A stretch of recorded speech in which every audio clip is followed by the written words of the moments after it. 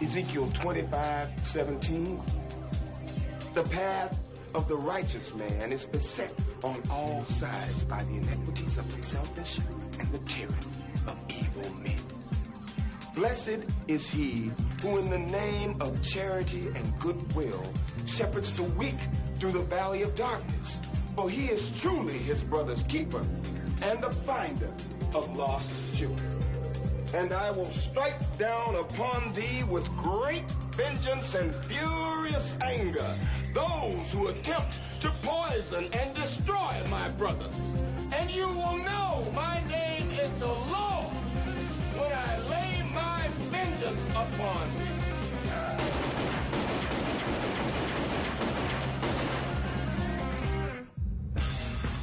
Only a Carpathian would come back to life now and choose New York. Tasty pick. Bonehead. We were every bit the force. We live, we breathe, we sweat, we paid the price to be the best. Never been about the boys in the office. The boys that have gone out there night in, night out, doing everything they could to be the very best at what they chose to do in their life. Those boys are here tonight. Well, I must have been away too long because my feelings are dead. I feel no remorse. I only am who I am because I was born that way. I have a gift, and I am trying to not be selfish about it, but to use it. My job consists of basically masking my contempt for the assholes in charge. And at least once a day, retiring to the men's room so I can jerk off while I fantasize about a life that doesn't so closely resemble hell. It's my house, and if you don't like it, get the fuck out. Grab a dog. I choke him, and I kick the shit out of him. And I all day long, I put up a dog's ass. Just bang, bang, bang up his ass. That's my pleasure. Go back to bed, America. Your government has figured out how it all transpired. Go back to bed, America. Your government is in control again. Here you go, America. You are free to do as we tell you. You are free to do as we tell you. You are free to do as we tell you. Sometimes shit happens. Someone has to deal with it. And who are you going to call? Oh, you guys like to tell jokes and giggle and kid around, huh? Giggling like a bunch of young broads in a school. Well, let me tell a joke. And boom goes the dynamite.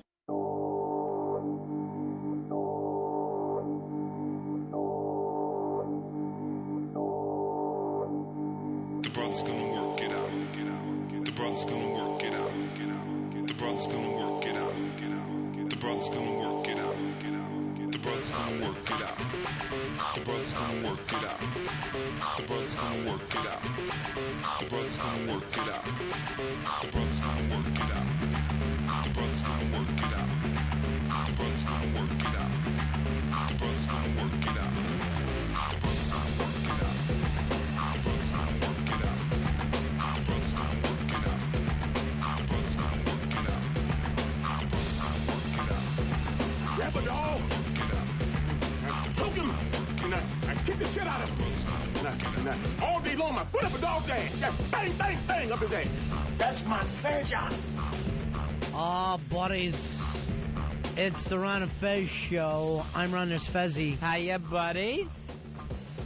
Fez, look who's on music today. It's Black Girl. Yo, what up, baby? You're back to What Up, Baby? No, it was What's Happening, baby, before. Oh, okay. Oh, now it's What Up. I see. All right, Ron and Fez show. We are live today. O&A had the day off, but we are live. 866-RON-0-FEZ. 866-RON-0-FEZ. You know, every time those guys take a day, whether it's a sick day, whether it's a travel day, whatever comes up, I get emails going, what the hell's going on? Is that it? Is it your mom's box time? People have a tendency to panic whenever they take a day off. You can only assume that something horribly, horribly wrong has happened. I don't know why, but people do assume that all the time. So I have to write back, no, I think everything's okay, I guess. I think it's just a little strep. I didn't get a call, so don't worry. But those are the things that happen, Fez.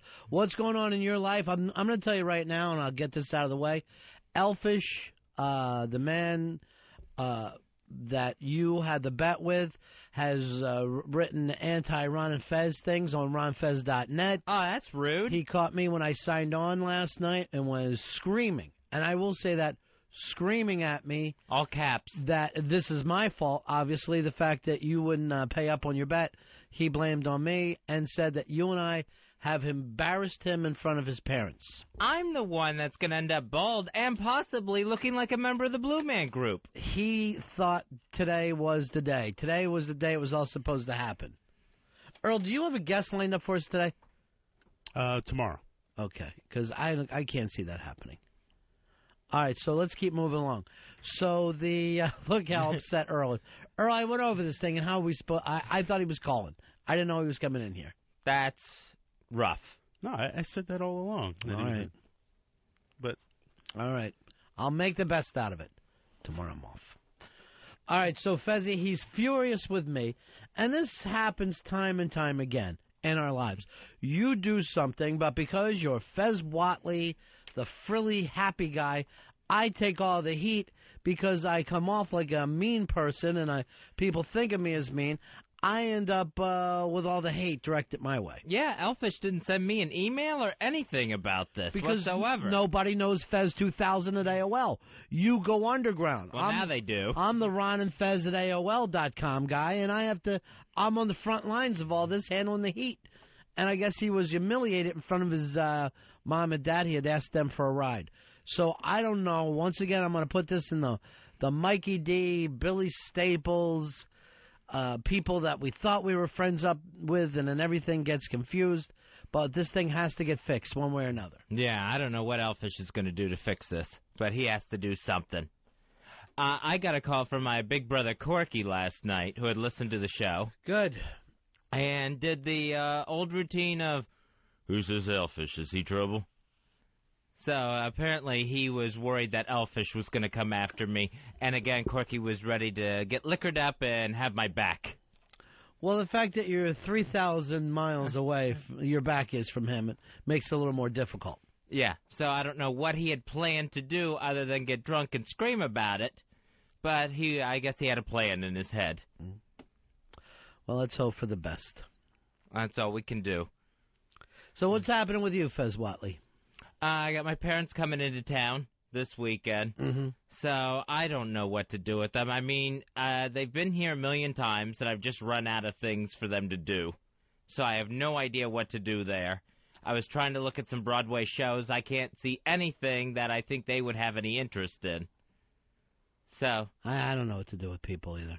I just don't know where to drag these old folks one more time through the city. Take them through a rave. Maybe it's time to rave, little E. Go rolling. Now, this story was in the news. 15 Cubans, they made it basically to Key West. When you say Cubans, do you mean sandwiches? No, I don't mean sandwiches. I mean Cuban people. And they were in the water trying to make it to the United States, to the land of the free. They made it to an old bridge off of Key West, one that wasn't connected to the Keys anymore, just an old abandoned bridge. Why can't they live there? So immigration has turned them back. They're turning them back over to Cuba, saying that old bridge doesn't count under the dry land qualifications of making it to the United States. Well, they should say something like you got to make it to Lakeland, is where they got to be right now in Florida. So I guess, yeah, do they want them to go inland further? What would you do with them, Fez? I think they made it. I think the fact that they made it to an American structure meant they made it to the United States. But here's what I don't understand. Everybody always roots for the Cubans. Oh, they're going to make it. The Mexicans, they try to hit them with clothes poles on the way over. No one ever acts like, well, he made it into Texas, he's fine. They will chase the Mexicans up into San Francisco and throw a net over them and drag them back. What is the difference between a Mexican getting here and a Cuban getting here? I have no idea, but the Cubans, you're right, they are absolutely cheered for. And it's not like it's any more treacherous of a journey. Well, let me tell you. They're not cheered for by the people in South Florida. The people in the Northeast go, yay, another Cuban made it. The people in South Florida, not as happy when another Cuban makes it in. Yeah, so they worry about that a lot. And so since this bridge wasn't connected to land, that was the technicality that's sending them back to Cuba. What are we supposed to do with them? That's the big problem. Where do they go? If somebody would come up with an idea that when you get here, here's where you're going to live, and this is what kind of work you're going to do, everybody would be fine with it. The problem is not every one of them is an Elian Gonzalez, where it's like, oh, we have family and relatives here. We already have a place to stay and some people that'll clothe us. I don't mind when a shortstop swims over. That's fine. Maybe a reliever. Good. But, some of these guys, they're not really even ball players at all. All right, Earl, you're into the minority thing. Why Cubans get the love from people? Oh, he made it, and the Mexicans don't get the love. I think it's primarily political because the whole, it's still a communist state. You're running towards freedom. You're getting but Mexico's not a great place to live. It's not like they're down there fat and happy, and then so they try to run over here and be a gardener. That's not such a good thing. Yeah, but we have very good relations with Mexico as opposed to Cuba, where we have this huge embargo where you can't get your good cigars. We just talked about putting up an electric fence. Yeah, we can't get the cigars because of our fault, not theirs. No, I understand that, but we're the ones that don't want to let the cigars in. They start floating cigars here, I'll swim out halfway and grab them. Hey, Quitter, you're on Ron and Fez.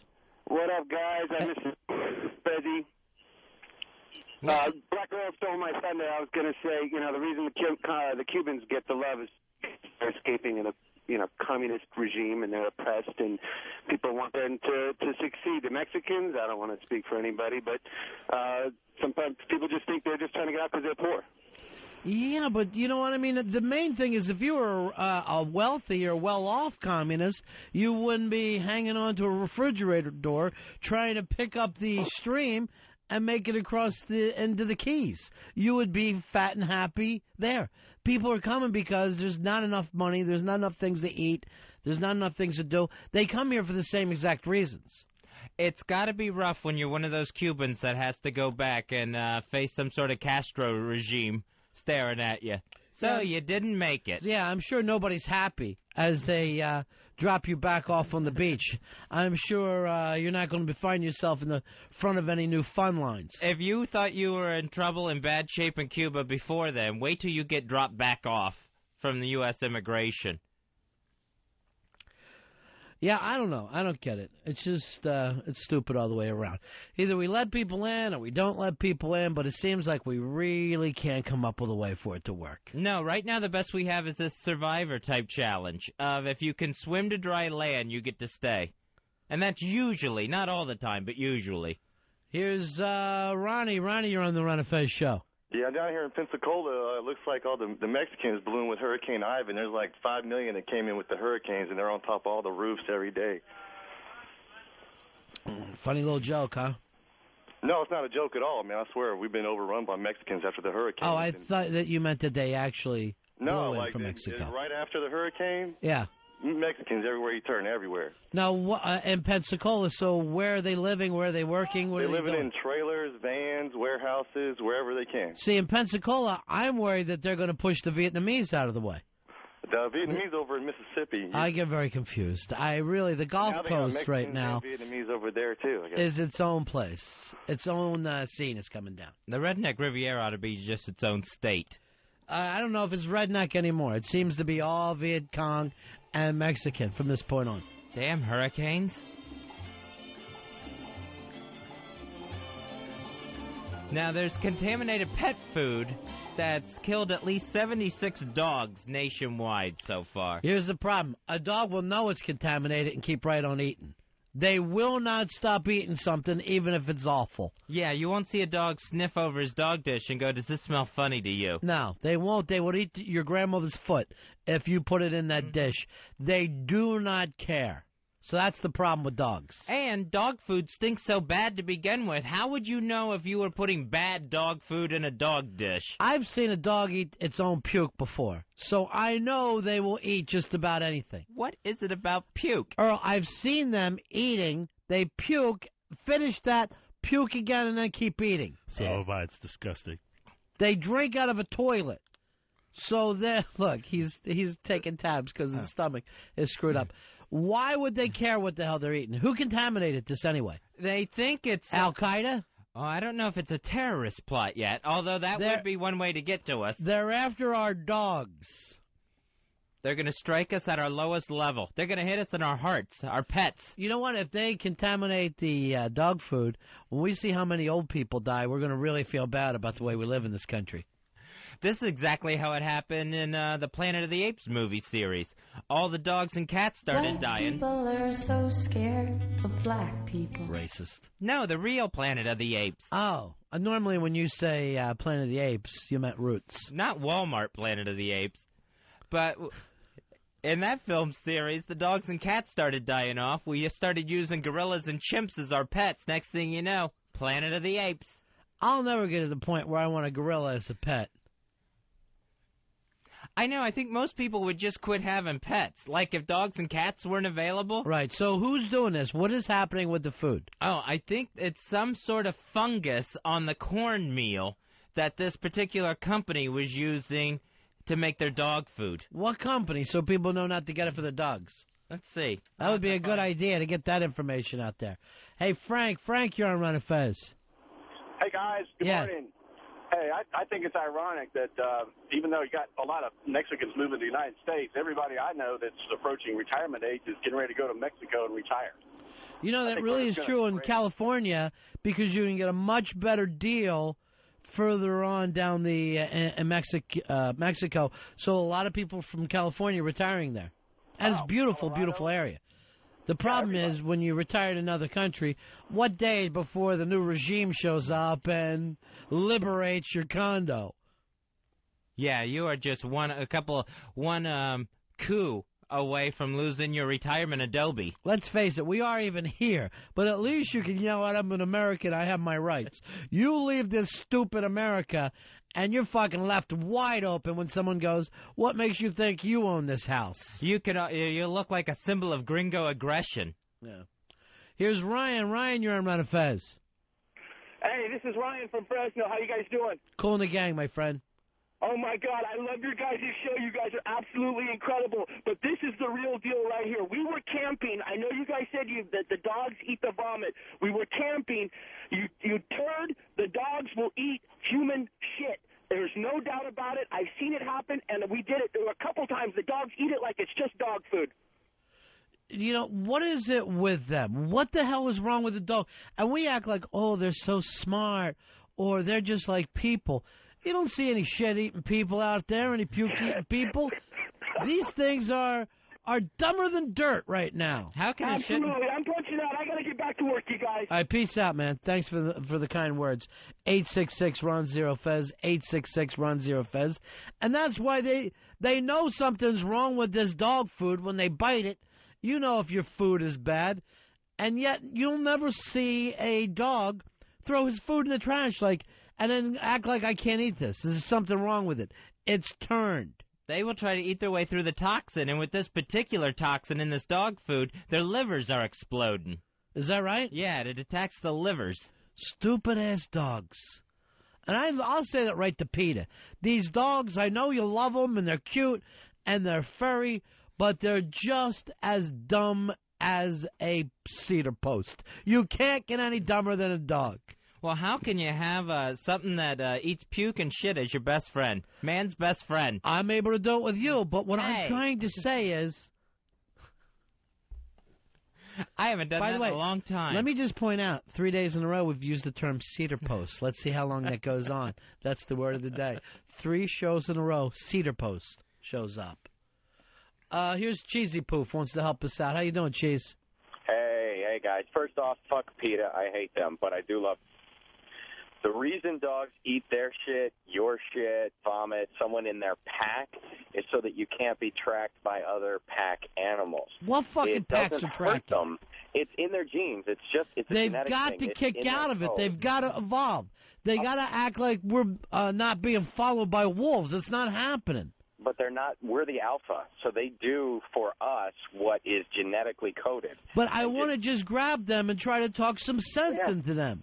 Yeah, absolutely, but they don't take baths, so they lick themselves. They have better enzymes than we do, so they're able to attack whatever might be in that. And if you listen to O&A, you know Jimmy eats a little bit of shit nugget here and there, too.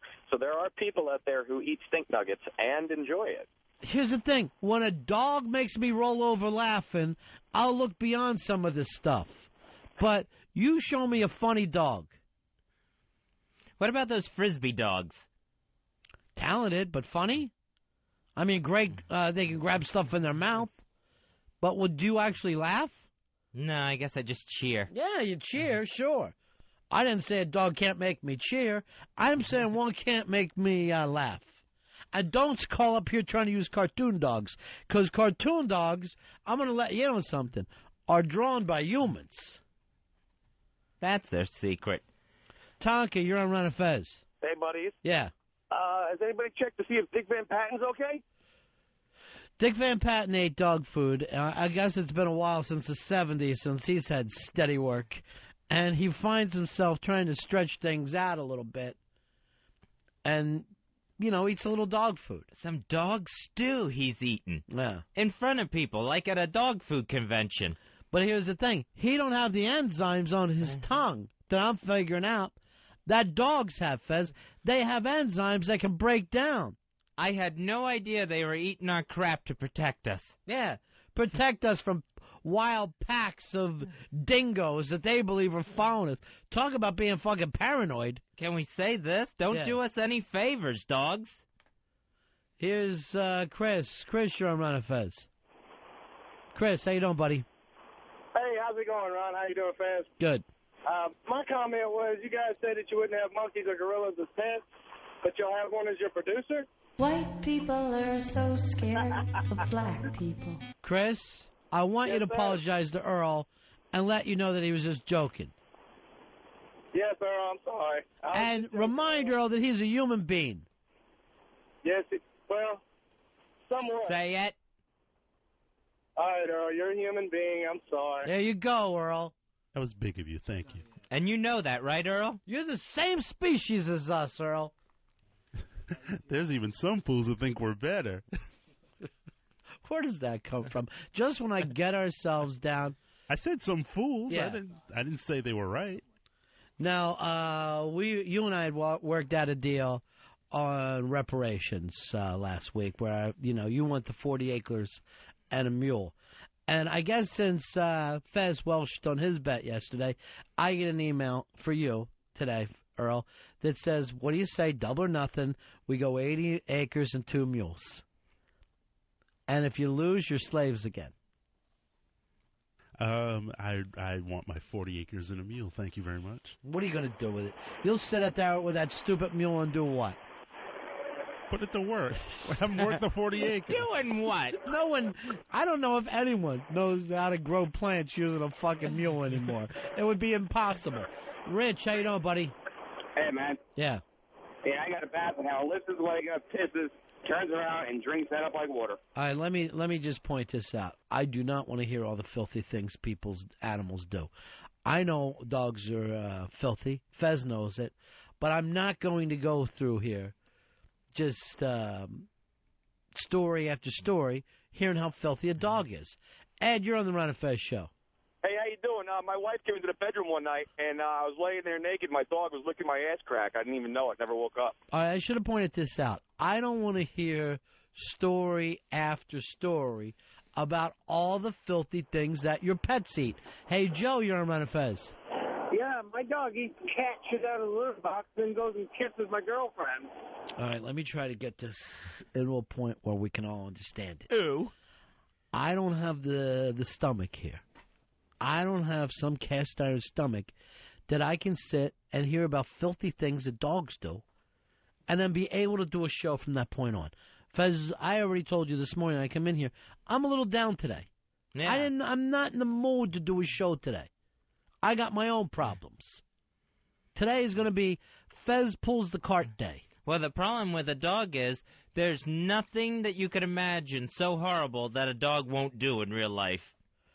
Today is Fez pulls the cart day. So I don't want to hear any more filthy dog stories, what you saw your dog eating. Your dog had a moldy bologna sandwich that was wiped and shit. I can't hear that and be able to stay. I have my own problems today. Today is not a good day for me, Earl. I know, we got new jackets. Yeah, I'm going to say when we opened the box, I was all happy. But in the meantime, I got my own problems. I can't hear. I can't hear these stories. Hey, Keith, you're on Ron and Fez. Hey, how you guys doing today? Good, pal. Hey, when I'm sitting on the shitter, my dog likes to stick his head between the bowls sometimes. Okay, again, not a good day for me. All right, so now that's not even a dog acting out of any sort of instinct. He's just going to go do it. He's being taught to do that one. He's being allowed to do it. That dog is being given permission. Have you joined in with them, Fez, against me? Is that it? Here is Ralph. Ralph, you're on Ron and Fez. Hey, how you guys doing this morning? We're okay, pal. Hey, I was calling because of that dude that's talking about dogs eat their own shit because of a lack of a nutrient. If your dog's eating shit, change its food, feed it some fucking coon, nigger, something like that. All right. Please. Come on, where's that? Where are you calling from, Ralph? West Virginia. West Virginia. We're rednecks, we're rednecks. We don't know our ass from a hole in the ground. We're rednecks, we're rednecks. We're keeping the niggers down. Here's Dave. Dave, you're on Ron and Fez. Hey, guys, I'm just wondering, do you think a dog is smarter than a horse? Because you could train both, but I know if you race a dog, he's got to run into a goddamn net to stop. All right, but it's a good point, but a horse can't race by himself. You know what I'm saying? Like, if you take the jockey off a horse, he's just standing there. So it's not like a horse is out there on its own. Yeah, but isn't that what the nigger's for? All right, first of all, you're getting this. Earl, don't even bother. White people are so scared of black. Let Andy DeFranco handle it. Sometimes I believe Randy Newman just compounds the problem by bringing it up again. And it's too catchy. Where this White people are so scared of black. is annoying. Yours, but the Randy Newman song that you play is so good, I find myself tapping along and singing it. I think that beats the point. All right, the question, Fez, what is smarter, a horse or a dog? All right, I'm going to say dog.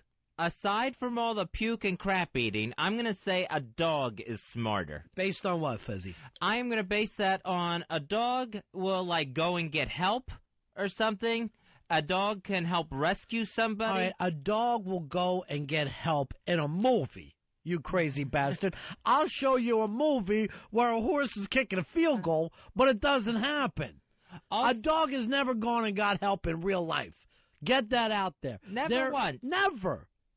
If a dog came over to your house and started barking next to your door, you would not follow him. You would throw a rock at said dog or go, hey, he's treed something. But so we know that they're not smart in that way. All right, but with the barking, they will give you a warning that a horse won't.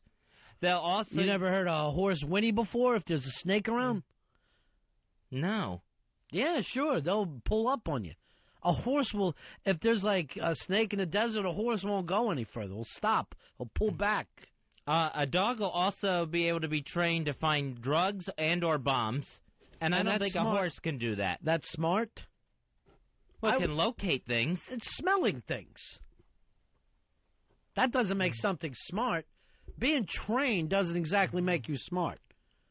Earl, where are you on this? Horse or... I would have to say dog. Yeah. Here's the one reason for dog. A dog at least can sleep inside, where a horse has not figured out how to get out of the fucking rain. You tried to bring a horse inside like that in your house? Yeah. That'll just start kicking things over to get out. Here's Steve. Steve, you're on Ron and Fez. Hey, guys. Yeah. Hey, my dog levels out his food like he's a mason. Takes it completely flat on the kibble. Then you walk over and you move it, he'll completely flatten it out again. My dog is OCD. You know what? I have seen OCD dogs before. You're pretty right about that. But let's get back to this. What is smarter, a horse or a dog? Where are you at on this, Steve? The dog. Not even close? Dog. Yeah. Not even close. Yeah. A horse can't go anywhere without somebody leading it. Do you remember when you were a kid, the pony rides? You had Yeah. to be led. But I mean, that pony was beat down. You know what I mean? That thing had a slave's mentality. There are wild Mustangs. You go down to Chincoteague Island, there's horses making it on their own. And here's the weird thing about those horses. How come their coats still look so nice? You know what I'm saying? They look very healthy, very nice. They don't look like they need to be brought in. Not like when you see a wild cat looks all mangy and shit. Man, they don't need any of the grooming that apparently costs a fortune on, like, domesticated horses. Here's Albert. You're on Ron and Fez. Hey, Albert. Going once? Twice? We lost you, buddy. Here's, all right, let me go to this guy. He's got something good to say about a horse. Hi, you're on the Ron and Fez show. Hi, Ron. Hi, Fezzy. Listen, I've had a horse actually go and get help for me. In what way? I got thrown. He saw a snake and he jumped and I got it and he threw me. I got knocked my head and got knocked out. And he ran back to the stable and got help for me. So he came back alone, empty saddle, and they followed him back. They knew something was wrong. They followed him back on the trail and he brought him right back. Yeah. Later. All right, what do you say about that one, Fez? That's a smart horse. I guess he's the exception to the rule. Jerry, you're on Ron and Fez. How you doing, guys? Hey, buddy. I'm going to say a horse is smarter than a dog, way smarter. I've seen it for myself. I've seen a horse talk on television. His name was Ed, and I never seen a dog talk before. I saw a horse doing a Gap commercial last year. Was dancing all around. Oh, wait, that was Sarah Jessica Parker. That's my apologies. I didn't mean that. Here's Adam. Adam, you're on Ron and Fez. Hey, what's up, boys? Yeah. I got one for you. Yeah. The dogs aren't that fucking smart. We went camping one time. My buddy's girlfriend goes in the woods. She's got to, drop a deuce. And I got a 100-pound white bulldog that went and rolled in girlfriend poop. Came back to the camp and started shaking, throwing girl shit everywhere. You know, Dogs I don't are know. not that smart, man. Here's the other thing. You ever been like at a lake or like down on a beach and there's a dead fish, like a fish is washed up? A dog will roll in that. He'll roll all through it. Yeah, not even try to eat it. No. But just bathe in it. He wants to get the scent on him. And I have no idea why. They're filthy. On the other hand, a horse, they look nice. They go to nice country clubs. They play polo. What's one sport that a dog can do? Frisbee golf. That's not a sport. Polo, on the other hand, that's classy. That is it. Nothing more than the Frisbee. So now you're moving over with horses. I still think a dog is smarter. Based on? I'm still going with the bomb sniffing. Hey, you're on Ron and Fez. Hi, it's Chris. Hey, Chris. How are you? Yeah. You guys know where the animal kills the most people in North America? If I had to guess, I would say the grizzly. No. Snake? No. What is it? Is this going to go on forever, Chris? White-tailed deer. And what way? Oh, running out in front of people? Yeah, that's it. Yeah. So what's your point? That's my point. I don't know. All right, here's the thing. We're trying to figure out what is smarter, a dog or a horse. If I didn't know any better and only took your call, I'd put humans at third. I would put humans at third just by that phone call alone. Jim, you're on the Ron and Fez show. Hey, Jim, what do you got? Yeah, I think horses got to be a lot smarter because, when a big storm's coming in, the horses get the hell out of there. Because, down there in New Orleans, how many horses did you see needed to be rescued? Yeah, it's true. Then there's something about a horse where they're like regal. They're like royalty, When you're driving down the highway and you see horses, you look over at them like you've just seen some rock stars. No one will do that for a dog. If you see a dog standing out in the field, you keep on driving. Who gives a shit? Here's James. James, you're on Ron and Fez. Hey, man, I just wanted to bring out a point about how stupid dogs are, how they'll hump anything in sight. But the funny thing is, I had this little black dog. All he would hump is fat white women. Just real quick, girl. This is all. White people are so scared of black people. My point is that you're adding to. I'm now starting to believe that you're adding to it. This song is too good. I didn't say anything. You need a bad song. White people are so scared of black people. Something not as catchy, Earl. Tony, you're on Ron and Fez. Hey, Ron. Hey, Fez. How you guys doing today? Good, Tony. What can we do for you? Well, I'm a little upset. It's just so funny you guys were talking about who's smarter, and I just came to the conclusion. I think my dog is actually a smarter because his personality is able to he's able to grow. I'm finding out that my dog is actually turning gay. He his dick smells like butt. I'm putting humans at third. Humans are third right now. And without the speed dial, I honestly believe today Fez and I would be sitting alone. Senator Ted Kennedy, he's got a new kids book that'll be coming out in the spring. It's about his dog named Splash. It's called The Senator and Me, a dog eye view of Washington, D.C. How shocking that an alcoholic Kennedy would name his dog Splash. The dog's full name is Splash of Vermouth. You might as well name your dog 12-Step or Cry for Help. When are they going to stop with the dog's eye view of Washington? Everyone that writes a kid's book has a dog's eye view of something. Why does every alcoholic feel like he needs to use that dog's name just to prove to everybody that he's, he might as well name it Jameson's. Here comes my dog Jameson's. I would have named it like Cutty Sark or something after a nice whiskey. It does seem that way. That's my dog, Two Fingers. There he is. Come here, boy. Come here. That's Six-Pack. Here comes Six-Pack. Here comes Wobbles. He's just as drunk as me. I'm Ted Kennedy, and this is my dog, Jaeger. Say hello, Jaeger. Why not just name him Blurry? Because that's the only way you've ever seen that dog, as through those beer goggles that you're wearing. Why not name your dog Chappaquiddick and get it over with? Maybe this is a dog, next time you drive off a bridge, can yank you into the back seat so it looks like you weren't driving. That must have been where he got the idea for the name Splash. Splash. Why not just name him Rocks? Oh, those Kennedys are out of control. God love them. They've kept us entertained for 40 years now, but they are out of control. Splash is his new dog. He was the son of his dog, Shot Glass. You might as well name your dog DUI. Just, you don't even know what you're doing anymore. This dog will drive me home. You know, when you get real drunk like that and you start yelling that this dog will take your arm off, some drunk will have like a poodle and he'll be claiming that this dog's the baddest ass in the town. Should just name his dog Acquitted. That's one thing you got to admit about those Kennedys. Neck they brace. Can get off. They can get away with it all. God, get an Irish setter and name it Irish Wake. That's a boat's name. Oh, that's right. That's what they all name their boats, not their dogs.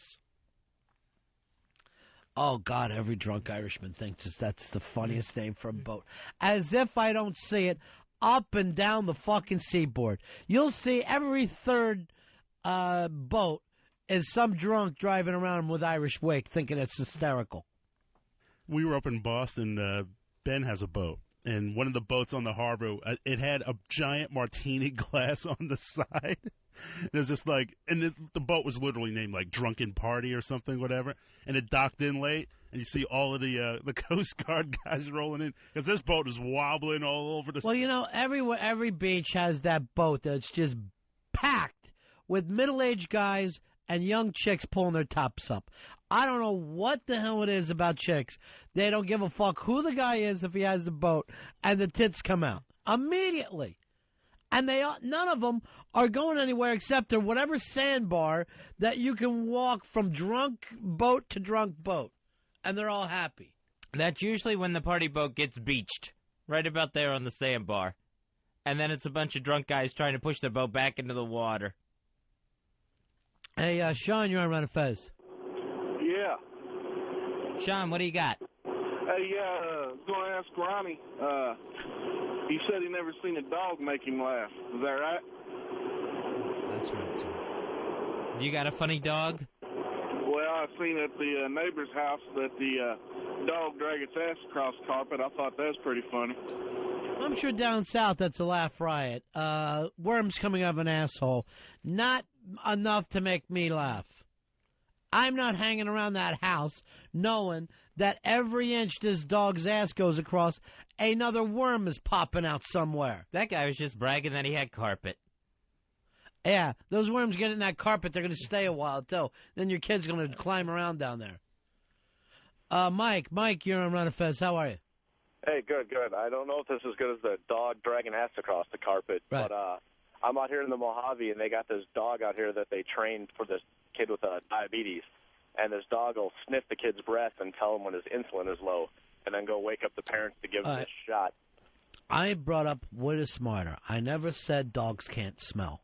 Dogs can smell like a motherfucker. I would never take that away from them. I know they can smell. But since when did a sense of smell make you smart? You think Einstein was doing party tricks, telling people, you put vanilla in one of these cakes and I'll find it with my nose? That is not the way we measure intelligence in the United States of America. I couldn't imagine, if a person got, a dog nose transplant, this whole world would smell crazy if all of a sudden you were sniffing it through a dog's nose. I don't know what you mean, but, you're saying that it would be, pungent to you or whatever, you would smell too much, but it seems like they can't smell enough. You'd think with a nose like that, the last thing you'd want to smell is urine and shit, but that's all they seem to care about.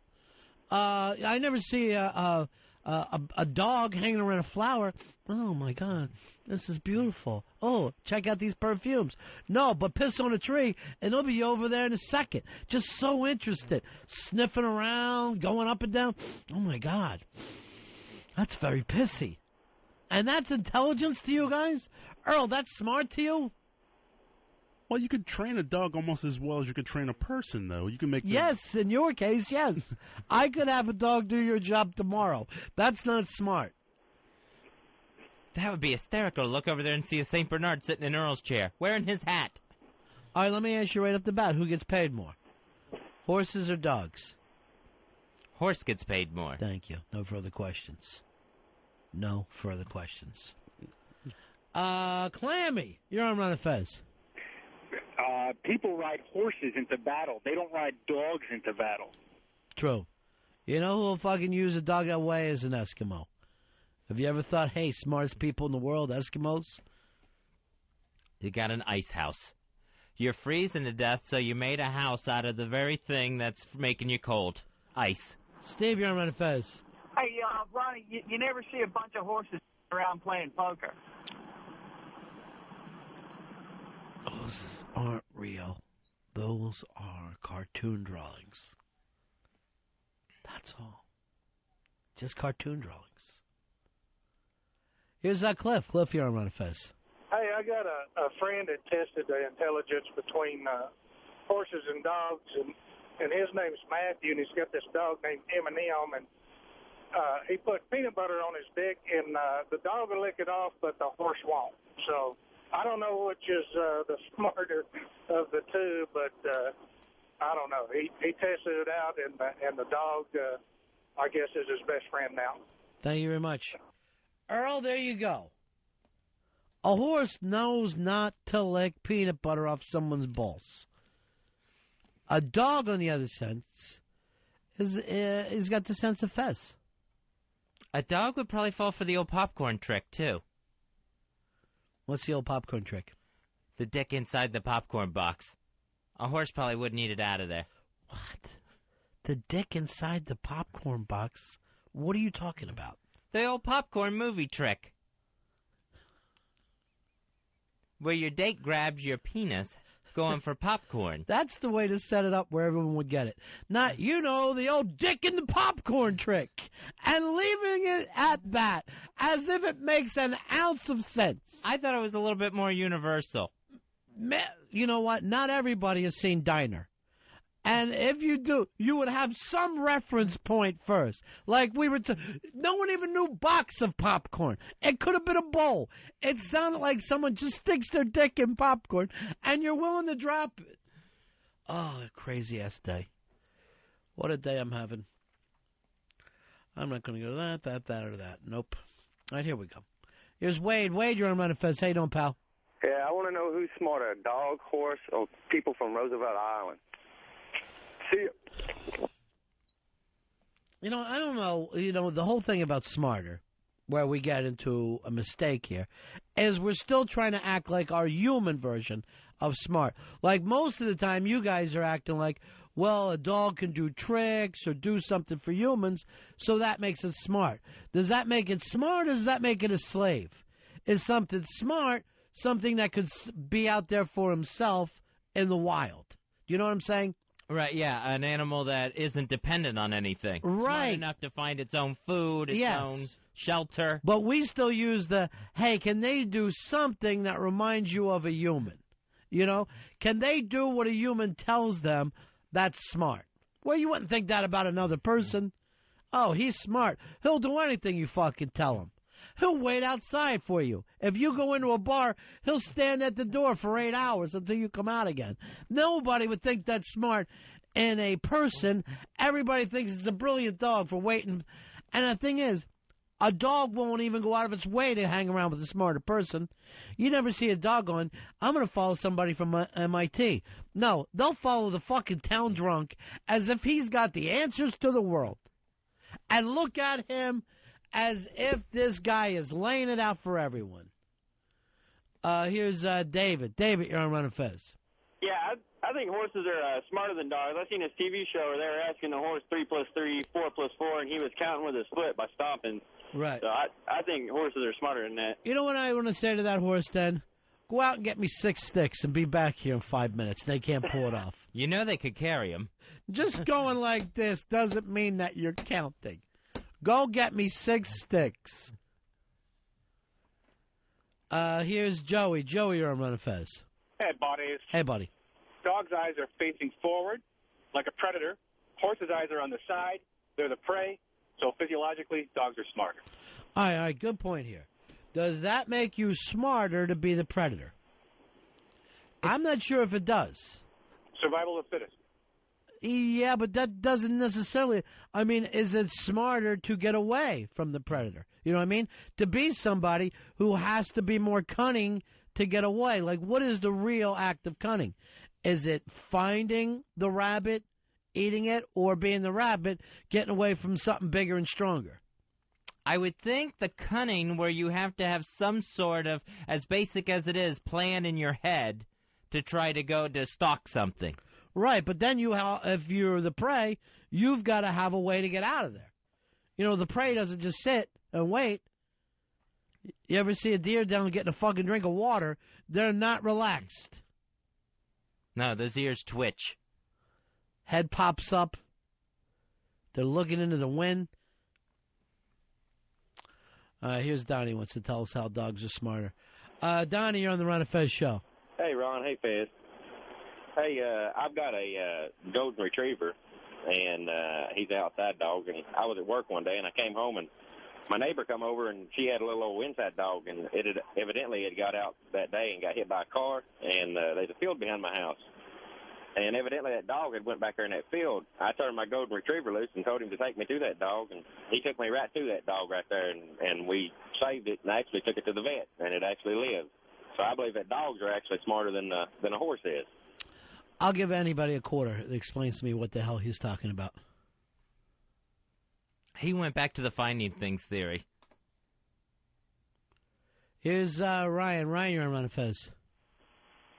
Ryan, how you doing, pal? Pretty good. How you guys doing? Good. Yeah, we got I got a really funny dog. Back in the 50s when they had the civil rights protests, those German Shepherds, those things were fucking hilarious. You're calling from Utah. Yeah, I am. Salt Lake City. The place of Mormons. You would think not. If you're a Mormon, you're not as racist, Earl. That's what I would think right off the bat. How many brothers are actually in Utah, though? Yeah, the Jazz. Other than that, who else is there? It's very limited. Very limited. There's 7 black guys living in Utah right now. All of them millionaires. That's the good thing about it. So when you think of the average African-American man's salary in Utah, it is huge. They're doing well for themselves, Earl. There's no doubt about it. And isn't there like a winner and loser type deal? Like the good news is you're going to be making millions of dollars. The bad news is you're going to be living in Utah and you're going to be less than 1% of the black. There's nowhere to spend it. That's the thing. You're going to have a lot of cash, but then at night, get ready to watch TV. No nightlife. That's if you find a neighborhood to live in. That's the other thing. It's like trying to find a place to live. Just sitting in your SUV with piles of cash because there's nowhere to go. Hey, Paul, you're on Ron and Fez. Yeah, I think the best reason why a horse is better than a dog is that a horse did something that no dog or Zod could do. A horse killed Superman. Yeah. Christopher Reeve. And the weird thing is being a pussy. Instead of being an aggressive horse, it just stopped. That's what it did. It hit the brakes for no apparent reason. Didn't want to jump anymore. Didn't think he could quite make it, that horse. Let's take a break. We're right back, Ron and Fez. Tonight on the Discovery Channel, it's a paranormal trip through time on the Discovery Special, Ronaldo, the man who can see into the past. One day, a machine will take pictures of the human body inside. I call these pictures X-rays. Ronaldo, the man who can see into the past. Nothing escapes his incredible hindsight. Crime, drug addiction, pornography, armed robbery. Beware the cast of different strokes. With predictions of the past so clear, you'd swear they were taken right from the newspaper. Postage stamps will cost 37 cents. Expect 39 cents to soon follow. He is Ronaldo, the man who can see into the past. How does he do it? Master of the obvious? Or master of some unknown power that we cannot begin to understand? I see two brothers, Wilbur and Orville. They are flying. How can this be? How can this be? Watch as Ronaldo stakes his reputation on his uncanny accuracy.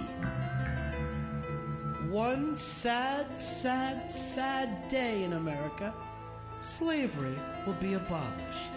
Join us tonight on the Discovery Channel and decide for yourself on Ronaldo, the man who can see into the past. A one-armed drummer? What does the name Def Leppard mean? I grow so tired. The portal to the past is closed. The Discovery Channel. Entertain your brain. Ron and Fez, XM 202. Boy was in the hallway drinking a glass of tea. From the other end of the hallway, a rhythm was generating. Another boy was sliding up the hallway. His gold nerves merged perfectly. He merged perfectly with the hallway. He merged perfectly the mirror in the hallway. The boy looked at Johnny. Johnny wanted to run, but the movie kept moving as planned. The boy took Johnny, he pressed him against a locker. He drove it in, he drove it home, he drove it deep in Johnny. The boy disappeared. Johnny fell on his knees, started crashing his head against a locker. Started crashing his head against a locker. Started laughing hysterically when suddenly Johnny gets a feeling. He's being surrounded by horses, horses, horses, horses, coming in all directions, white, shining, silver, studs with their nose in flames. He saw horses, horses, horses, horses, horses, horses, horses, horses. Do you know how to pony? Like Bowling Maroney. Do you know how to twist? Well, it goes like this.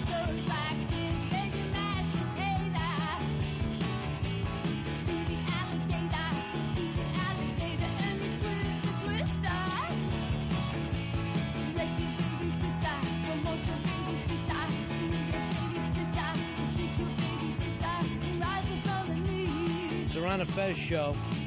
Horses, horses, horses. Patti Smith.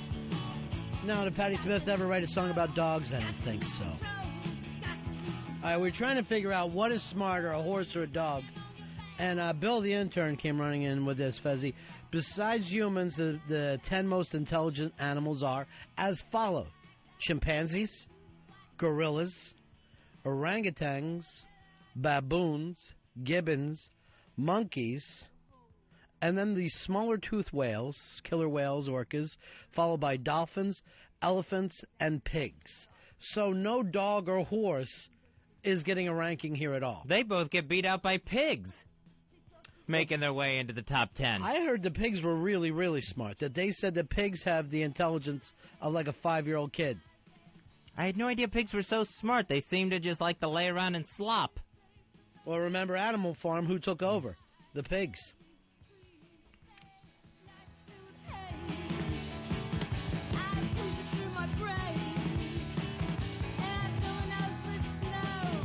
You know, maybe all of our music should be Patti Smith.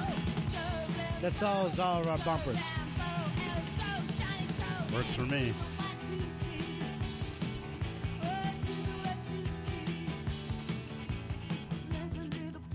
And then all the monkey stuff way up top, man.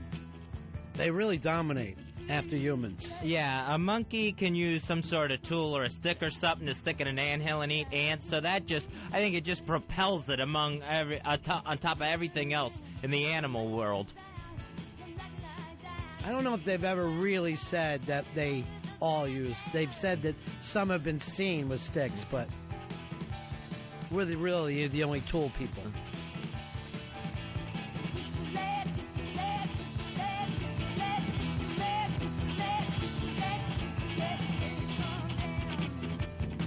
Maybe since I'm in a bad mood today, it's nothing but Patti Smith the rest of the day. Can you do that, Earl? Consider it done. What about you, Fez? Just yes. Ron's nuts today. Throw him nothing but Patti Smith for the next 3 hours. Found a stair. And I don't waste time, I just walk right up. She's so great. I saw that up there. Out of her fucking mind. There is a sea up there. There's a sea up there. There's a sea, sees the possibility. Hey, Chuck, you're on Ron and Fez. Hey, Fez, I just got a question for you, man. Yeah, Chuck. I've been wondering where in the hell I heard your voice before, and I think I figured it out. He's your real father. Oh, no. Oh, no. Last night I was listening to Ren and Stimpy. Do you do the voice of Stimpy? Contractually, he cannot answer that question. Oh. So we'll just leave it at that. I have no comment on that. Yeah. Contractually, he's not allowed to comment. Familiar. Yeah. All right, thank you very much. You just leave it at that, okay? Let's just move along. A branch of coral flame in the heart of man. The waves were coming in like Arabian stallions, gradually lapping into seahorses. He picked up the blade and he pressed it against his smooth throat, going and let it dip in the veins, dip in to the sea of possibilities. Dip in, it started hardening in my hand, to the sea, and I felt the arrows of possibilities. I put my hand inside his cranium. Oh, we had such a brainiac or more, but no more, no more. I gotta move from my mind to the area. Gotta go and do the 1, 2, 3. Yeah, do the 1, 2, 3. Do the 1, 2, 3. Shine open, coiled snakes, white and shining, twirling and circling. Our lives are now entwined. Hey, Richard, you're on Ron and Fez. Hey, Richard, go ahead, buddy. Richard, turn your radio down.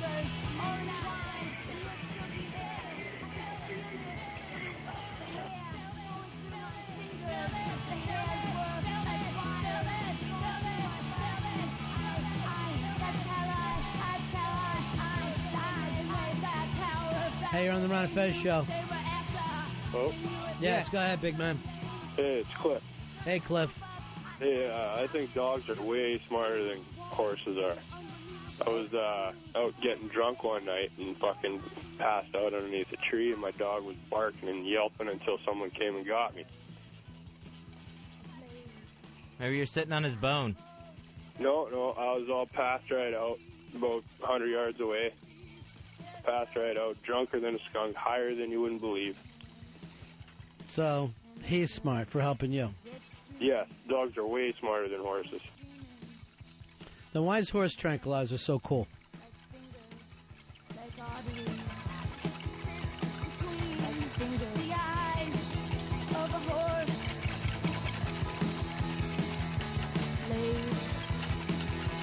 Pressing it against his throat. Your eyes. He opened his throat. Your vocal cords started shooting like of a horse at the pituitary glands. The screaming made my heart so high. My heart that nobody heard. No one heard that cry. No one heard the butterfly flapping. Hey, JT. Yo, Ronnie, Fezzy. Yeah, buddy. What's going on, guys? Cool, man. Missing Hellfish today a little bit. I'm missing Elfish, too. He's furious with me. Well, I don't know how it happened, but he went off on me last night. Ronnie, we know it's not your fault. We can't help it if Fezzy's a welcher. He's not a welcher. He tried to set up a nice triple or nothing, and the next thing I know, Elfish is furious with me. Including Barbados. Yeah, well, that's true. That's a nice trip, Fezzy. I'll take you up on that if you want to. All right. But anyways, hey, Ronnie, I got to say the lions are the smartest animals on Then the why are planet. they still in Detroit after all these years? I don't know. They just don't have good management. The only one that wised up was Barry Sanders. They don't have smart managers, but they're smart animals. You know why they lick their balls, don't you? Because they can. Because they can. Now, the WB, they're going to start a new series, Aquaman, the TV show. I wouldn't. It never works out. The Aquaman stuff never works out at all. Hey, Pat, you're on Ron and Fez. Hey, Ronnie, how's it going today? Cool. Hey, your screen has really sucked, man. I just wanted to first say that. Second of all, they said I needed to move on from dogs and horses, but my three-legged dog was cool, even though it had that fourth leg dangling. You never see a three-legged horse. They just ain't smart enough to walk. Yeah, you got to kill a horse immediately when it dies. I think because it never takes any weight off of its legs. You know what I mean? It's standing up when it's sleeping. And I got to say, though, your screeners, man, the other day when I called up, it's like friggin' pulling teeth. I said, look, just punch this up on the screen, tell them who I am, and if they come to me, they come to me. It was like, they suck, man. Fire them all. All right, thank you very much. You got it. I don't want you screeners to feel down on yourself. I want you to hang in there. Maybe Patti Smith will put it best with Gloria. Maybe that will work for you. When you hear Gloria, and then the opening line, the most shocking line in the history of punk rock, I think you'll feel better about yourself, Bill.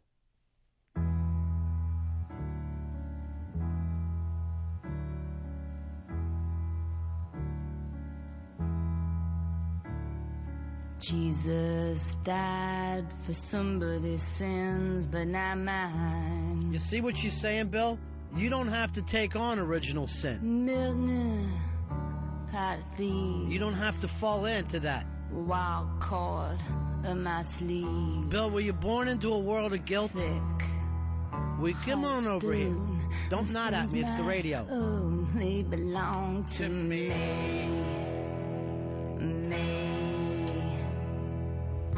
People say beware. You feel like you were born into original sin? Oh, yeah. Is it too much for you? Too much. You don't fit in with those kids at school? Well, not anymore. Well, neither did Patti Smith, my friend, and now look at her. She's a fucking rock and roll legend.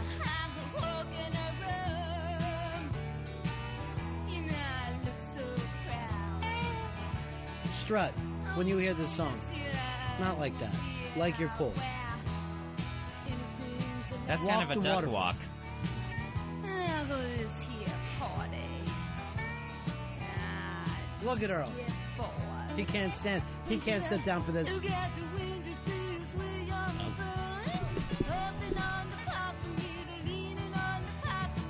Oh, she looks so good. Oh, she looks so fine. And I got this crazy feeling that I'm gonna make her mine. What's her name? What's her name? Patti Smith? No, who's she singing about, Bill? Who's she singing about? Spell it for me. Come on, Bill. Meet me halfway here. What's the first letter? A? No. Come on, what's the letter? Out of the alphabet. Come on. Oh, she looks so fine.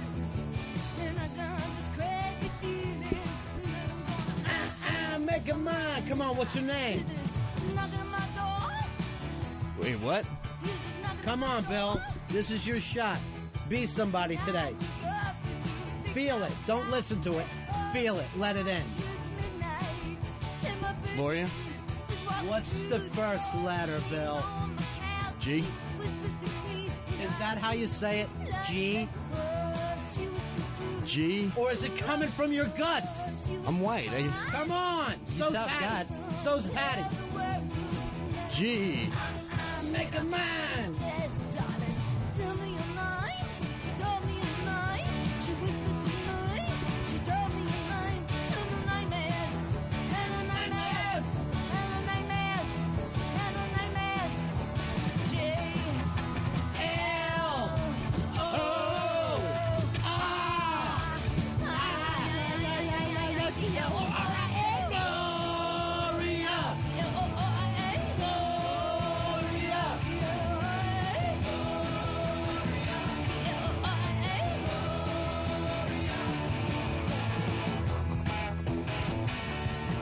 Bring it down a little bit, Earl. You're doing a fucking show here. It's not the music show. I'm not Muni, okay? I can't fucking throw on 45 minutes of Muni and go back in the other room and feel bad about myself. Doesn't work that way. Mike Dicker, you're on the Ron and Fez show. The well-known Mike Dicker. Yeah, it's Mike Dicker. Yeah. Yeah, you guys remind me of those fruits that sing karaoke at my bar in Chicago. This is actually not a bad impression. And I think it's the Panthers' tree, the Bears' 32. All right, so big win. They're predicting for the Bears. I'm writing that down, Coach. 32 to 3. That was actually a good impression. You feeling better now, Bill? Oh, much better. I don't know. Just changed my whole What's the day. letter? G. Come on. All the letters. G-L-I-A. Gloria. Oh, stop it, Bill. Hey, Richard, you're on Ron and Fez. Hello, buddy. Yeah. I think I'm smarter than Earl. All right, hold on. Listen to this. If you're smarter than Earl, listen to this line. Jesus died for somebody's sins.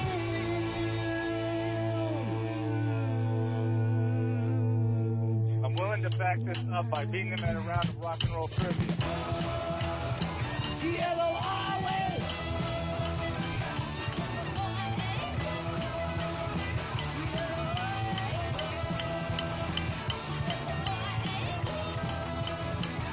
Gloria.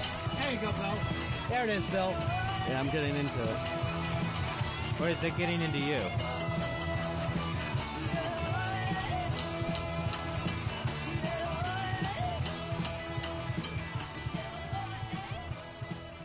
So what are you saying, Richard? What's so damn important that you want to speak over Patti Smith? I apologize, but I think I can beat Earl at a round of rock and roll trivia. No, but there's only one person that can beat Earl at rock and roll trivia, and that's Matt Pinfield. Other than that, Earl fears no one. That's well, I have to give props to Matt Pinfield too, but I think I can beat Earl. I don't know why the planet has picked up this gigantic love for Matt Pinfield. I don't know where it came from. I was just worried that was Matt Pinfield calling in under another name, trying to fool Earl. Dave, you're on Ron and Fez. Hey, guys, I'm loving the Patti Smith, man. She's just keeps on rocking still. I know she is. It's 10 times better than that faggot Willie Nelson, man. Oh, jeez, don't start that. His inbred NASCAR nation. All right, man. please. Don't start that. Paulo almost started a firestorm. Hey, Frank. Frank, you're on Ron and Fez. How you doing, Frankie? Yeah, this is Frank out in Southside Arizona. I don't know Patty Smick from Dick Butkus, but I just heard the coach call in. Yeah, Ditka called in today. Yeah. He gave us his 32 to 3 is where he's going with this. I just want you guys to be aware that you're lucky to be partaking of a font of knowledge, which is the Ditka mind. Here's what I'm worried about. And I know Chicago was so excited, but I saw Fez when he was so excited last week. And it's all going to go away, I think, after the Panthers. I think the Panthers are going to beat him. What's the line there, Fez? The line on that one, it's the Bears favored at home, giving up 3 to the Carolina Panthers. Yeah, I don't think it's going to be close. No, it's just, I guess it's Grossman that's quarterback in this team. Yeah. And that's one hit away from Chinless being in there under center. I know. I don't know. It's just, I would get behind the Bears if they win this one. This is the important one. If they win this one, I think they could find themselves in the Super Bowl. And what's the line right now on Redskins and the Seahawks? Seahawks favored by 9 at home, running against the Redskins this Saturday. Wow, that's gigantic for that game, huh? Yeah, a couple big spreads. The other big spread is 9-point favorites. The Colts taking on the Steelers in Indianapolis. That'll be a fun game to watch as well. Actually, every game this weekend is going to be good. Yeah, Patriots-Broncos. I'm looking forward to that one. Earl, don't call me this weekend. I'm taking the phone off the hook.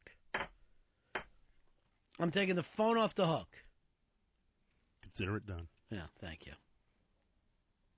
He calls me like 15, 16 times a day now. What are you doing? No info, just asking questions? Quick, put on MTV.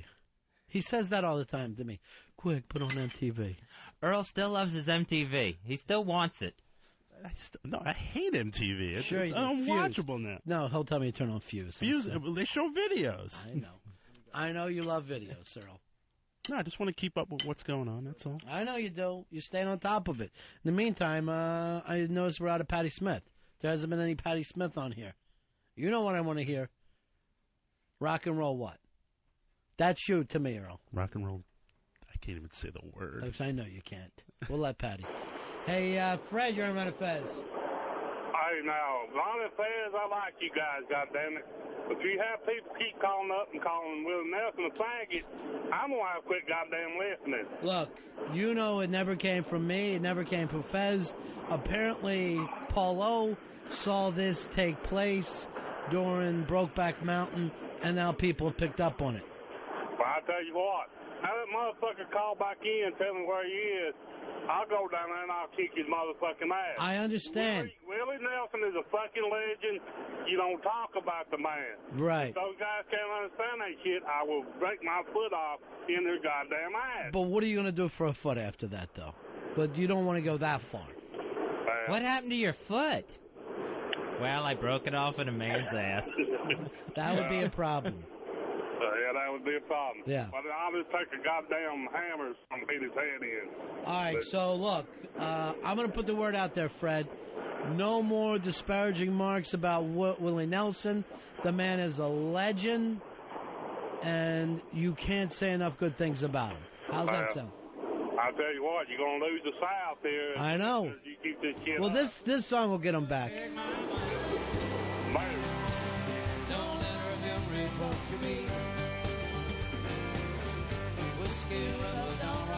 Apparently, this Brokeback Mountain's making him a legend in the gay community. I don't know where it's coming from. Hey, Tony, you're on Ron and Fez. Yeah, I saw Brokeback Mountain trailer for it, and I heard Willie Nelson takes it in the ass in that one. All right, I don't think that's true. I know he sings one of the songs, but I don't even know if he makes an appearance. No, I think Heath Ledger bends him over a barrel or something. Well, I don't know. I haven't seen the film yet.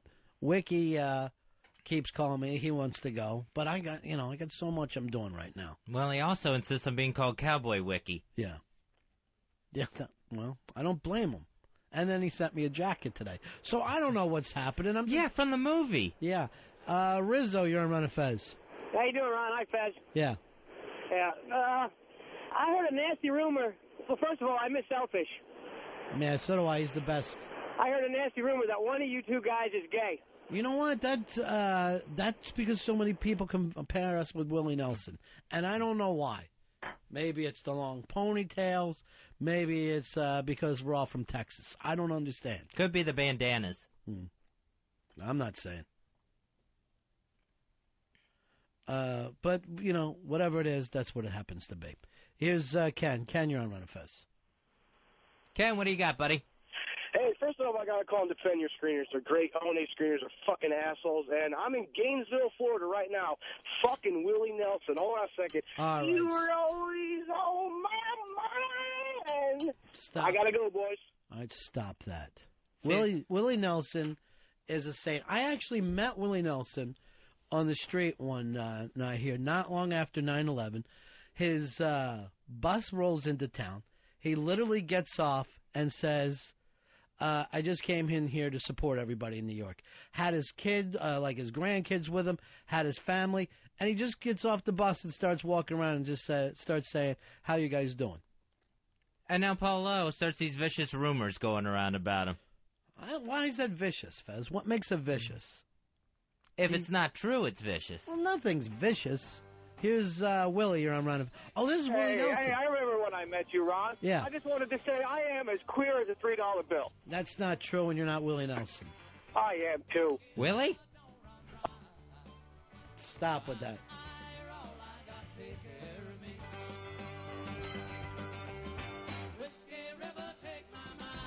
Bjork, she has been voted the most eccentric celebrity. That was in a British magazine poll. So apparently the Brits have decided that Bjork is our nuttiest celeb out there. Well, here's what I do like about Bjork, because I think she's nutty without acting like, I'll take the nutty ankle. Like Marilyn Manson, I don't know if I've ever bought his gimmick. I think he's like, Vincent Price, where he goes, oh, by the way, I sleep in a coffin, and people are supposed to believe him. But Bjork, is she nuttier than Michael Jackson? I can't imagine she'd be nuttier than Michael Jackson. Bjork, all I've seen her do nutty is the crazy swan dress. Have you ever seen her sing, though? I mean, that's fucking nutty stuff. Everything that she does is pretty nutty. Now, I find her incredibly hot, but the nuttiest of all time, I don't know. Michael Jackson actually, started physically rearranging himself. I mean, that's pretty nutty, to actually go ahead and lose your nose over plastic surgery. To bleach your skin, that's just insane. All right, between me and you, and I know this is not the popular thing, you don't think he looks better now than before? No, I like off-the-wall Michael Jackson. Ugh, the nose was so thick, and he was so dark. Hair was like a big dumb afro. Well, now he's a beautiful woman. Now it's just scary-looking Michael Jackson. Yes, but, he's whiter. He's got a incredibly thin nose. The eyes look much better. The hair is as straight as can be. He's got two beautiful beekeepers he's raising. But he has no chin anymore either. Who wants one, Earl?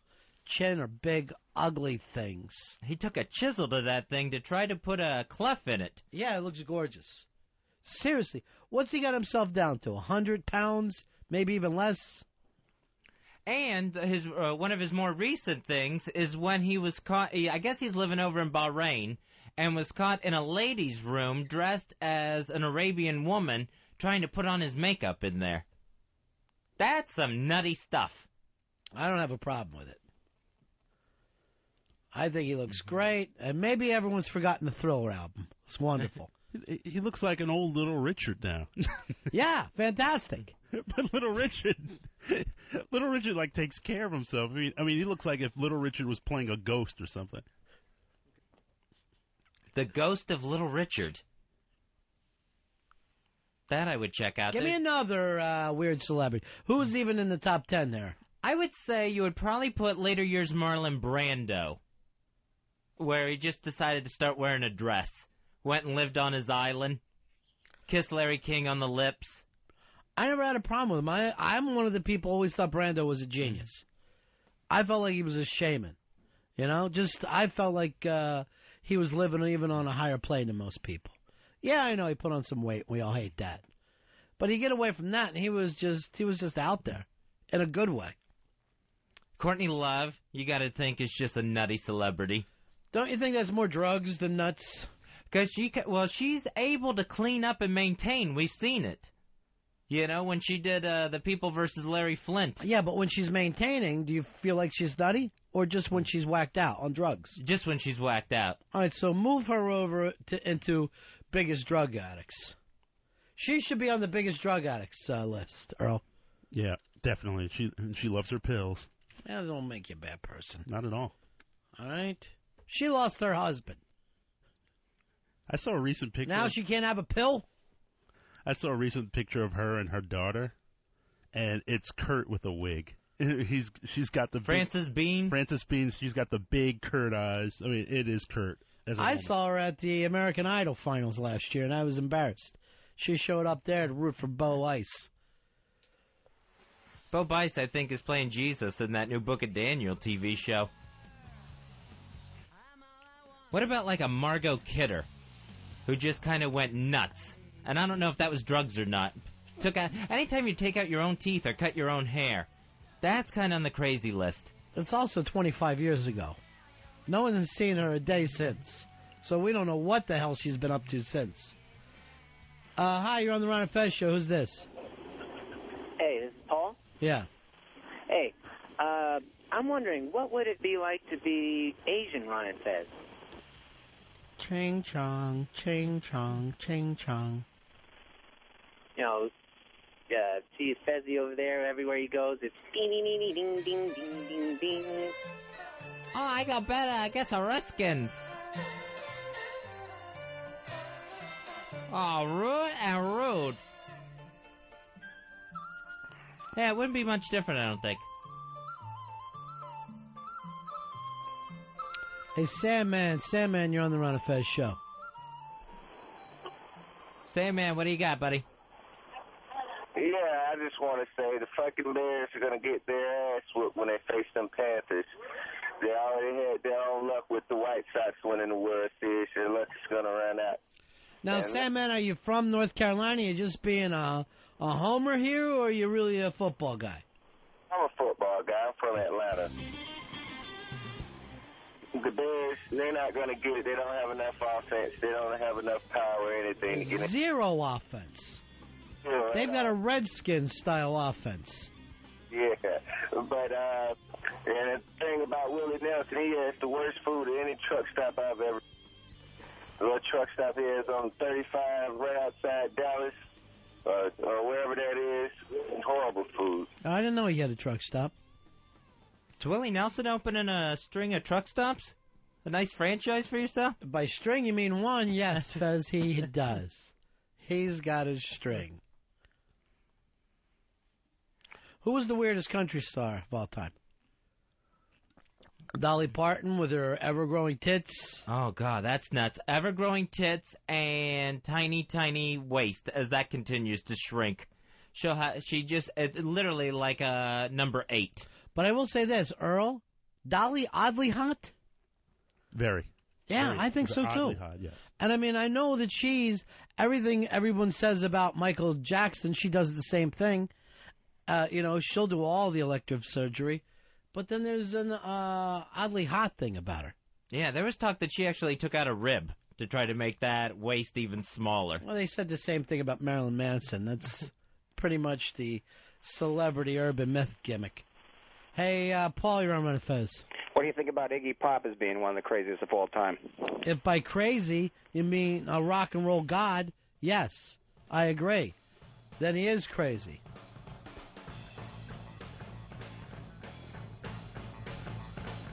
Who else, Fezzy? Who else falls into that nuts thing? Anne Heche got a nutty reputation for a while. Yeah, what happened to her? You never hear anymore either since the last one. Yeah, ever since she went straight, you just don't see her anymore. And she was out in Fresno driving around and calling herself Celestra or something like that. Yeah. And talking in a foreign, actually an alien language that she made up. Dave, you're on Ron and Fez. Hey, I got a question for Fezzy. Yeah, buddy. Did you do voice work on a game called High Rollers Casino? Let me just point out that Fez cannot answer that question for some legal reasons. Really? Yeah. Oh, okay. So He's under a contractual thing where he cannot answer that question. Do you enjoy the game, though? Yes, I do. Yeah, well... And I have his character, and I will not get rid of it because it's... We cannot say if it's his character. I'm not saying anything about that, Dave. Yeah. I'm glad you're enjoying your game. Matter of fact, you didn't say anything about it, Fez. Nope, not a word. Actually, if it comes up and save this, Earl, I'm the one who talked about it, not Fez. Documented and done. Fez, Earl, you want to go out and get a drink after the show today? What do you say? Me and you, shots contest. You destroy me. I can't hold my liquor. Maybe I'll get a hold of Eastside Dave. This 12-step stuff, it's over for me, Earl. It's me and Eastside Dave in a shots drinking contest. My money's on you, Ronnie. Thank you. Thanks for being there for me, Earl. Here's Ryan. Ryan, you're on the Ron and Fez show. Hey, Ryan. Hey, what's up, buddy? Yeah. Hey, that kook, Natasha Lyonne, man, she's a real kook, too. I don't know, you know who I'm talking about? No, I don't know her. She's from American Pie. She's in that slums. of Oh, Beverly Hills. yeah, she had some kind of mental breakdown, right? Yeah, and I'm trying to think of the other. There was some sort of Beverly Hills movie she was in. You know, there's some people that Fez has brought up where a mental breakdown of some type has come in. That's different from the eccentric, crazy, fun thing. You know what I mean? Some of the people that we're talking to, like Bjork, she's fine. She's just crazy as, you know, like a crazy neighbor. Not like, oh, crazy, let's help her. You know what I mean? Like some of the people that have come up. Well, Elton John, eccentric. Right. Fun eccentric.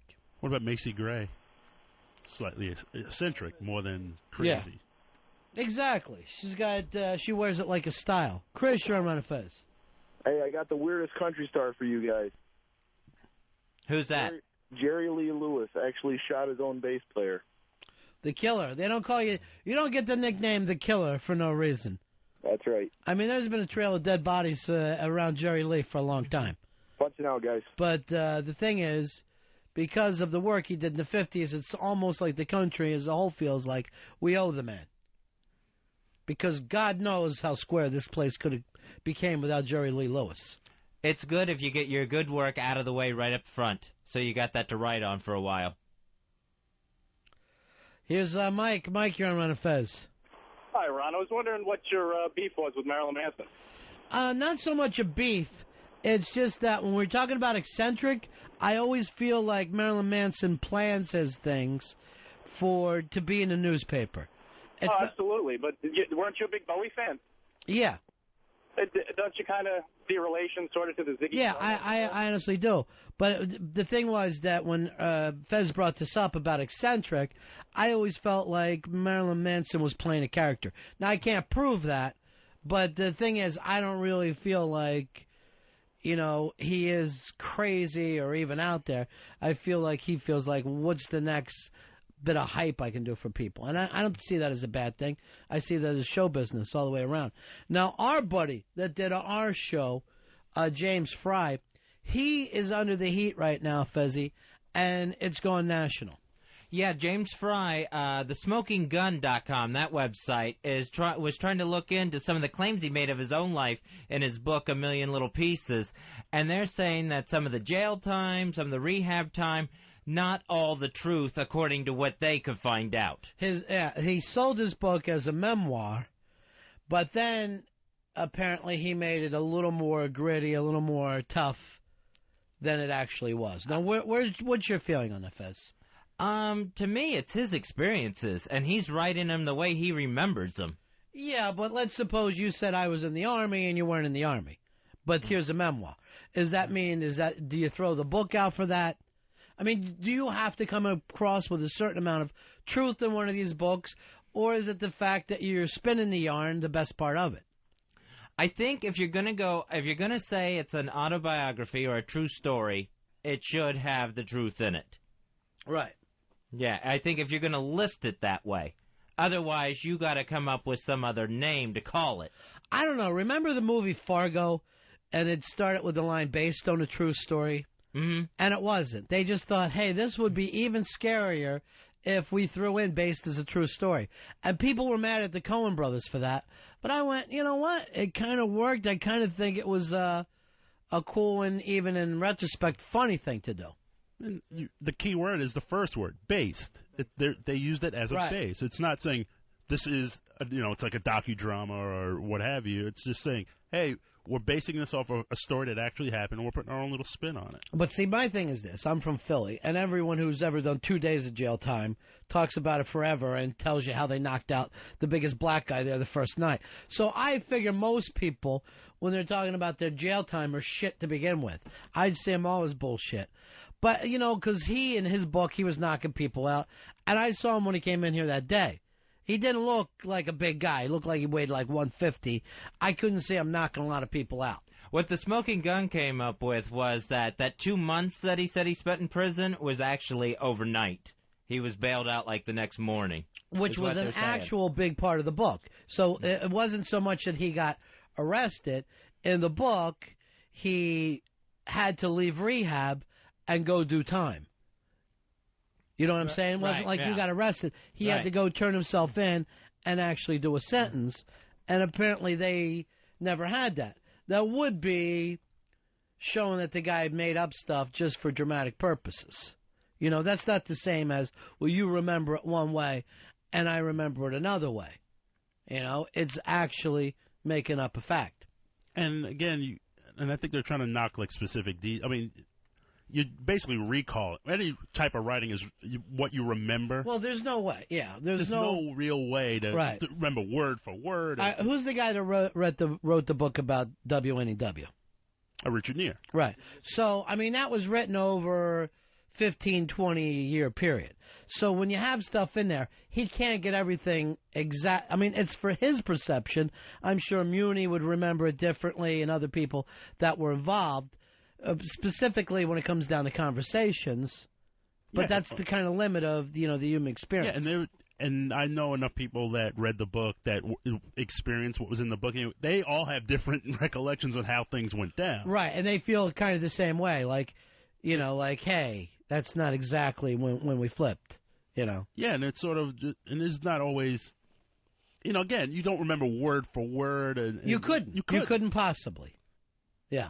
You're just doing a lot. It's paraphrasing, really. Right. But there should be a certain truth. You can't add a character. I'll give you an example. In the Stern movie, that guy was kind of based on different characters, pig vomit, you know what I mean? But no one's going, oh, you're a fucking liar. Or the pieces that were in the movie weren't exactly the way they were done on the air. They were made a little more risque, but he sold it as a bio. Yeah, Bill. Didn't this happen to the guy who made Sleepers? The guy who wrote the book Sleepers. He got in a lot of trouble for. Well, yeah, because he acted like he was. I don't think he got in trouble. People call him a liar. I don't think he's getting sued or anything. But he said everything in that book happened, and then they found out they actually went back and found all the papers and stuff and said you never went here. That this never happened. This. But never happened. It's not like he got sued or anything. But no, but say in the case people got mad though. And that's what's going on with James Fry. In James Fry's case, it's not like a person is coming out and saying, wait, you've said something disparaging about me. The Smoking Gun is just saying this is more of a tall tale than the guy's life, right? Yeah, and they're disputing facts. There's a section in the book where he feels responsible for the death of 2 people, and he said he knew them, and there's people that are saying, well, we never knew them, and he said he never had friends, and now people who went to high school with him are saying, well, he had friends. There's all these different... Right, and that happens all the time, too, with, certain, rock stars. Eddie Vedder was like, things were really rough on me as an outcast. And then somebody finds his yearbook from, San Diego, and you just see he looks like a happy kid running around with different people. When Fred Durst writes a book, that'll be one to give a second look to. Some of the stories that'll be in there. Yeah, of his conquests. He's contradicted himself on a number of occasions of what happened to him. So I guess there's no way to get James Fry back on the show and talk about it. Wait, we're trying to get. I'm sure no one is talking. He's under a firestorm. Yeah, and there's threats of legal action on both sides. I think his quote in the paper today was, "This is bullshit, and I'm not commenting on it." Here's John. John, you're on the Ron and Fez show. How you doing, buddy? Hello? Yeah. James Fry, I'm in the middle of his book, and right away I knew there was a problem with it because in the book he has a root canal with no Novocaine, and there's no doctor in his right mind that would allow that to happen in his office. Yeah, I don't. You know, we asked him about that, and he told us that it was true. And I don't know. What if you have an allergy or something?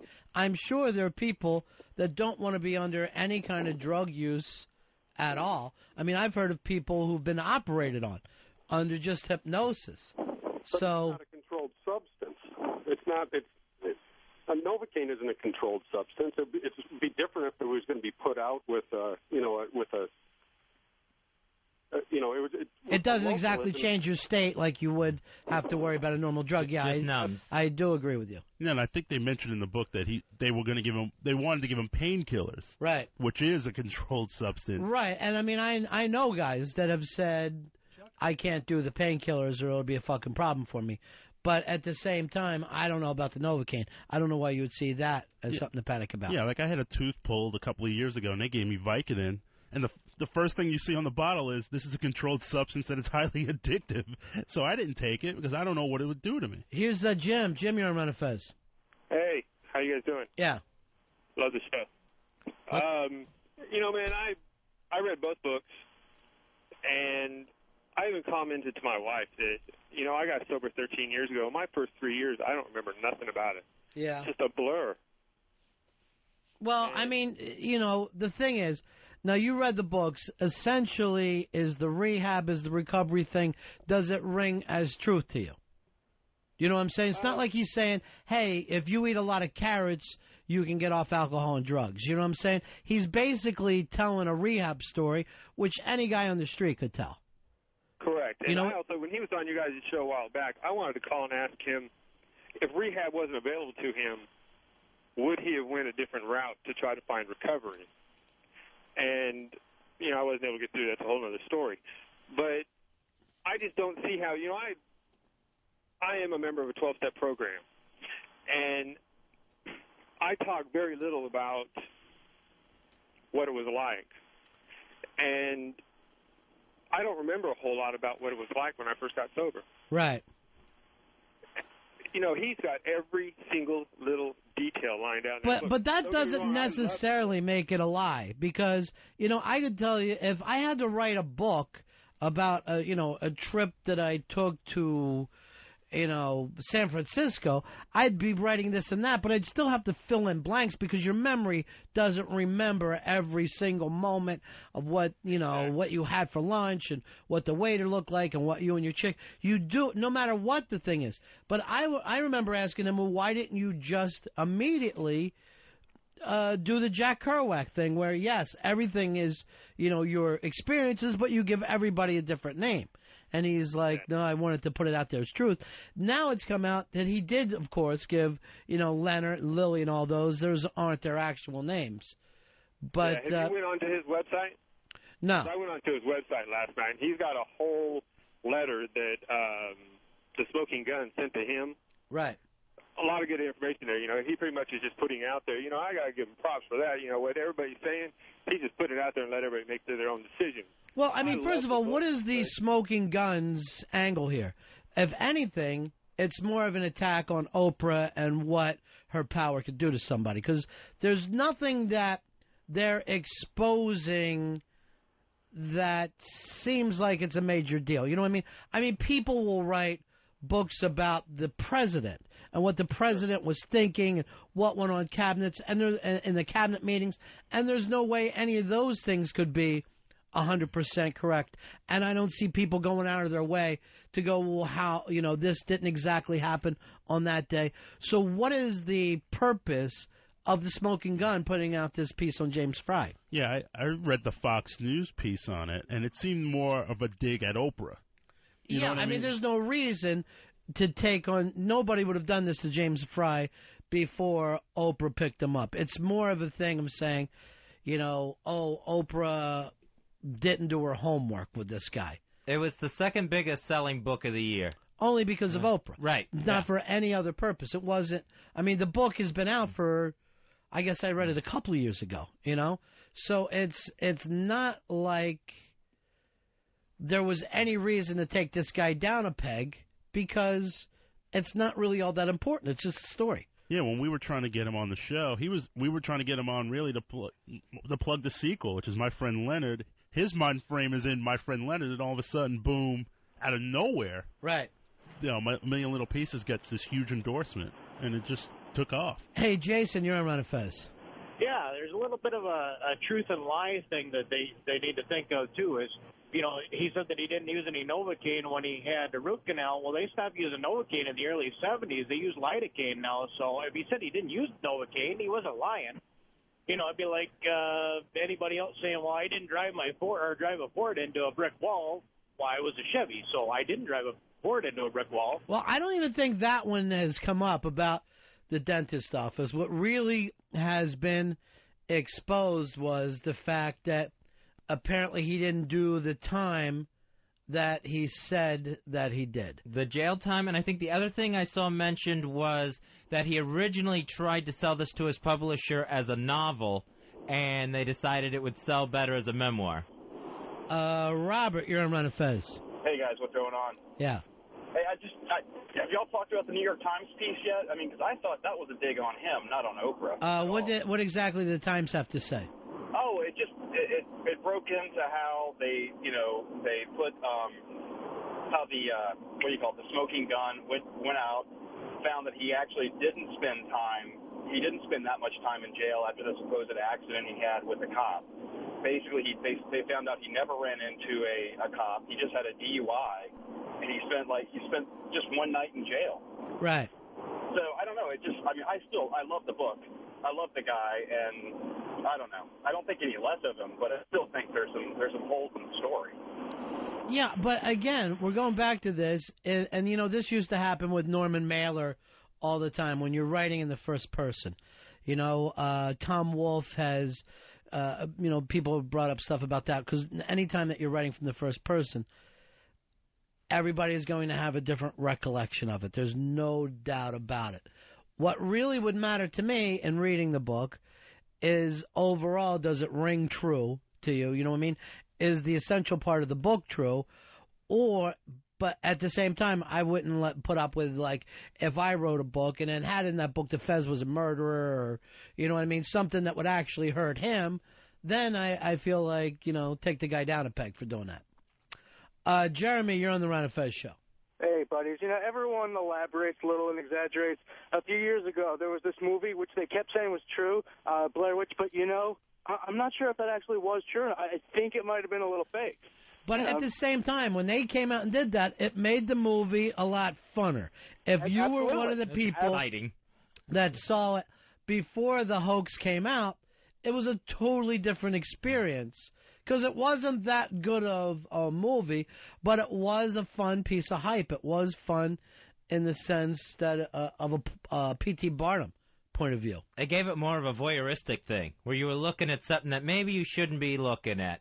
What actually, something that actually went on in these films that maybe just the cops should be looking at. Hey, Jason.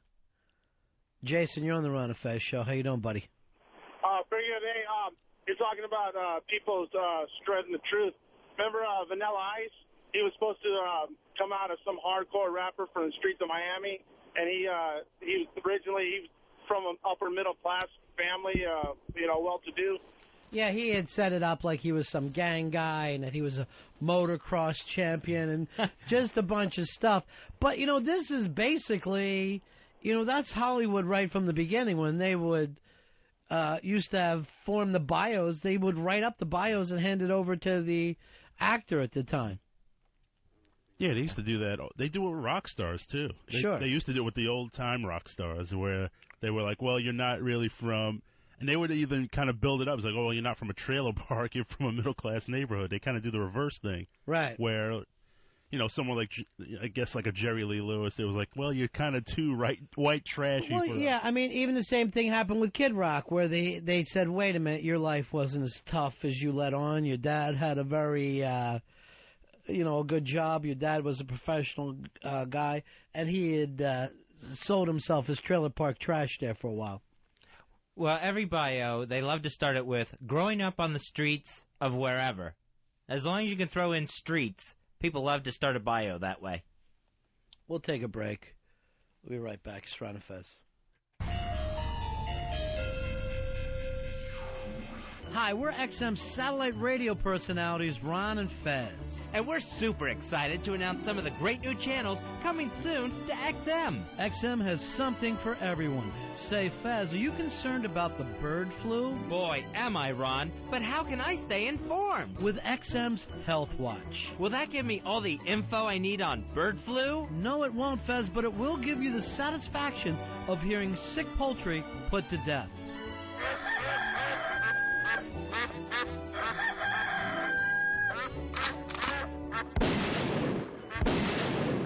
24 hours of infected chickens, ducks, and geese all being put out of their misery. That's great. Now instead of feeling like a dead duck, I can listen to one. Next in time for the holidays, it's the XM Family Channel. That sounds festive. Did I mention that it's XM's dysfunctional family channel? You'll feel like you're home for the holidays with the sounds of an estranged family suffering through a tense meal.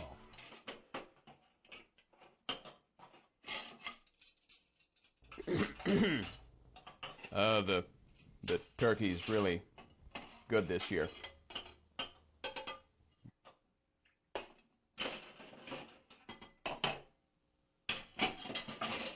Yeah, it's great.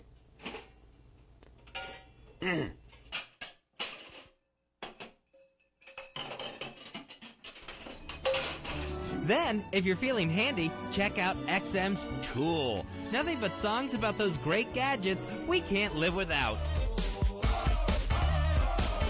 Stop. Hammer time.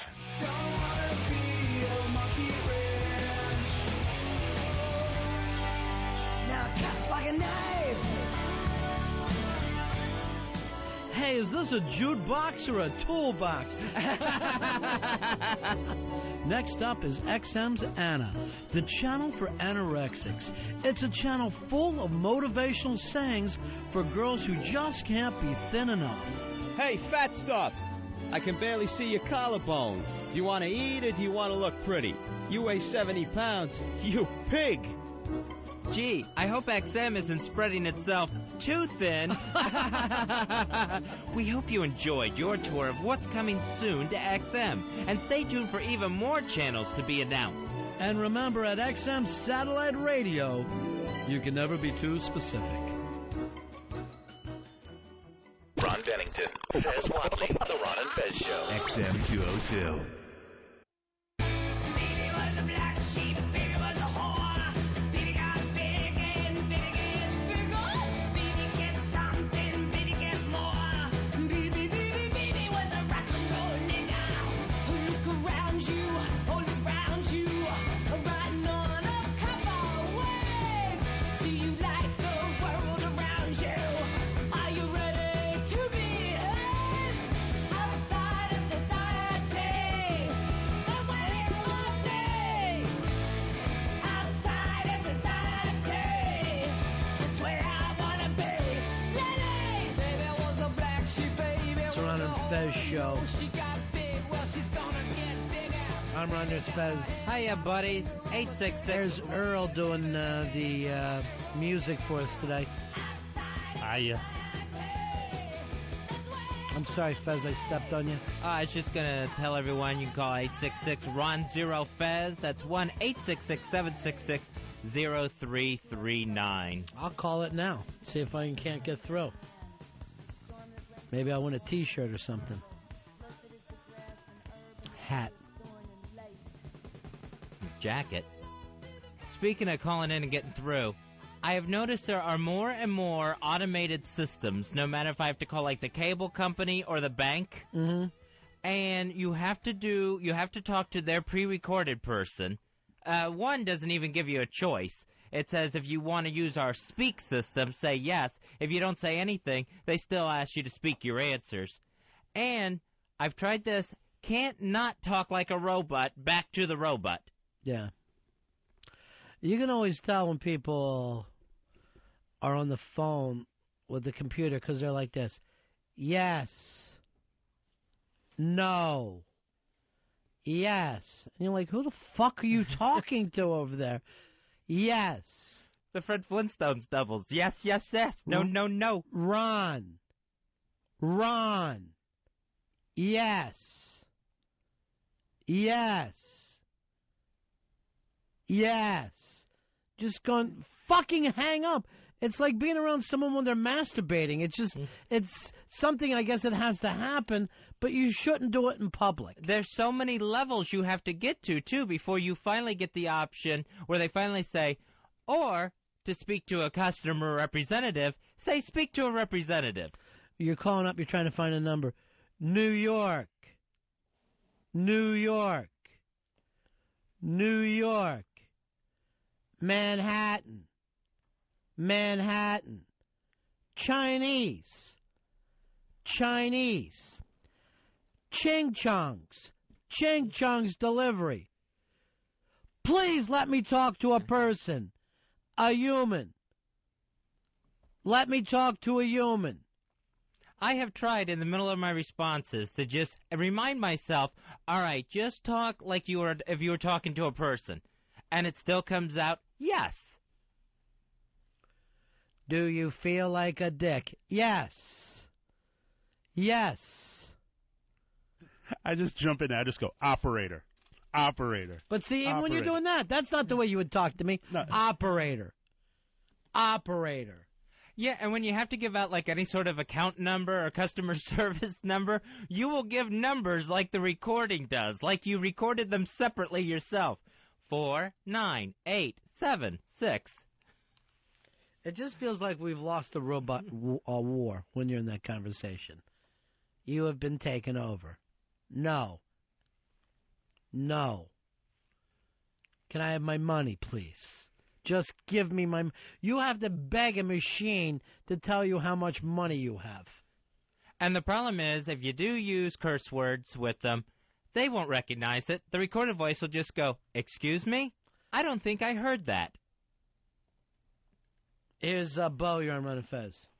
Hey, Ron and Fez, how you guys doing? What I hate is when you get on these phone systems, it asks you for your home number, your account number, your social security number, and then when you finally do get through a live operator, what do they ask you for? The same shit that you just fucking put in there. I know. It's like they're not getting that information at all from you.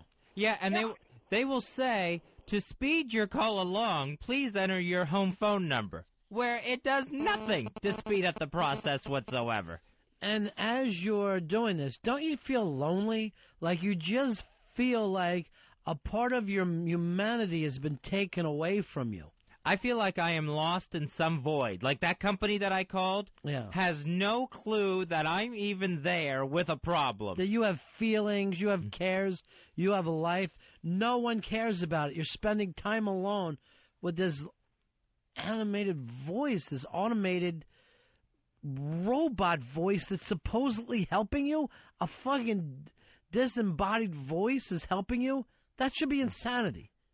That's grounds to lock someone up for having that conversation. It feels like you have to run the computer gauntlet to get to someone who will actually help you with your problem. Or else, if you can't get past the computer, then you're just stuck forever. Ricky, you're on Ron and Fez. Hey, what's up, Ronnie? Hey, Fezzy. What's up, Ricky? What can we do for you? Hey, I have a website that's a cheat sheet to get past all of the prompts. It's U.S. finance. It's got insurance, government, pharmacy, products, and retail. And it's just a list of how to get past everything. Do you guys want the site? Yeah, what's the site? The site is paulenglish.com, no spaces or dashes, -IVR. All right, thank you. And that'll help us get past the computer voice, past the robots.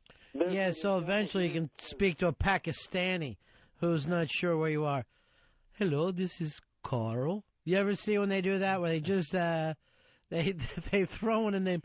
Hello, this is Jennifer, I would like, sure. What's your real name? Let's be two humans. I don't hate you for answering the phone. I don't hate the fact you live on the other side. It's kind of interesting. Tell me what your life is like. I'll tell you about mine. My name cannot be pronounced in any language. That happened to me like 2 weeks ago when my my iPod crapped the bed, and I had to call tech support, and I got someone clearly from either India or Pakistan, and it was I wanted the robot back because it was just such a struggle. He's just like, "Hi, my name," and I'm like, I don't understand. If you have any problem with your computer, those are the people you're talking to. So you might as well become friends with them. No, I mean, and again, I tried to do it. I tried to take care of it. I was like, "Hey, how you doing? Happy holidays." And Right. and it was just They don't have holidays over there. That was the wrong way to go. Basically, they greeted me with happy holidays. Yes, but what they're trying to say is you people eat our grandparents on a bun, is what they're trying to say to you. To them, every time you have a hamburger, you're digging up a grave and eating their great-grandmother. If you've eaten beef in the past week, say yes. Speaking of which, not only I'm going to go out for meat today, I'm going to have shots of meat. Big burger? I can't get an answer back. No one. I'm calling out for help here. I'm there, Ronnie. Thank you, Earl. Earl took my coat off me today while I was wearing it. Hung it up. He's very excited about the new coat hooks. Big news in the office today. You use the plural, Fez. Why? Because you're supposed to be plural coat hooks. Are we missing a coat hook? No, we know where it is. What happened to the other coat hook that I brought in? I was trying to keep it from you. Why do you think I'm in such a bad mood today? Here's British Brian. You're on Ron and Fez. Yeah. Brian, go ahead, buddy. Hi, sorry about that. Hey, listen, I need to point out something. Even our own XM satellite radio customer service has an atrocious automated answering service. And then when you finally get through to someone, I ask where they're from, and it's been outsourced to Jamaica. Thank you very much. You know what? I'd like to put Bill on that. He's got his afternoons free. Then you'll ask for the automated service back. And with us, it's not outsourced. We're international. The world is our home. I think if with the XM automated service, if you just keep saying the word wiki, you'll be connected to Don Wicklin eventually. Wiki. Wiki. Wiki. ELO? Should we say how nice Don Wicklin is to us? Wouldn't hurt anything. I'm going to write it back on the BlackBerry. You're nice to us, Don. It's always been a sweetheart to this show. Never has heard it once. But that could be the reason. Couldn't be, yes. And I would rather everyone not listen to us. Just let us get off here on our own. Wiki. Wiki. Now watch, he'll just turn on now and just hear me going, Wiki. I've never heard Fez's joke. They're saying my name over and over. Earl, what was that all about? It's driving me crazy. Hello, this is Don Wicklin. Oh, you must be using the automated service. You got Don Wicklin. I wish Wiki. We should do it one day and just have people go, you Wiki? Get a lot of calls? Or you Wiki? Because a lot of people just say Wiki.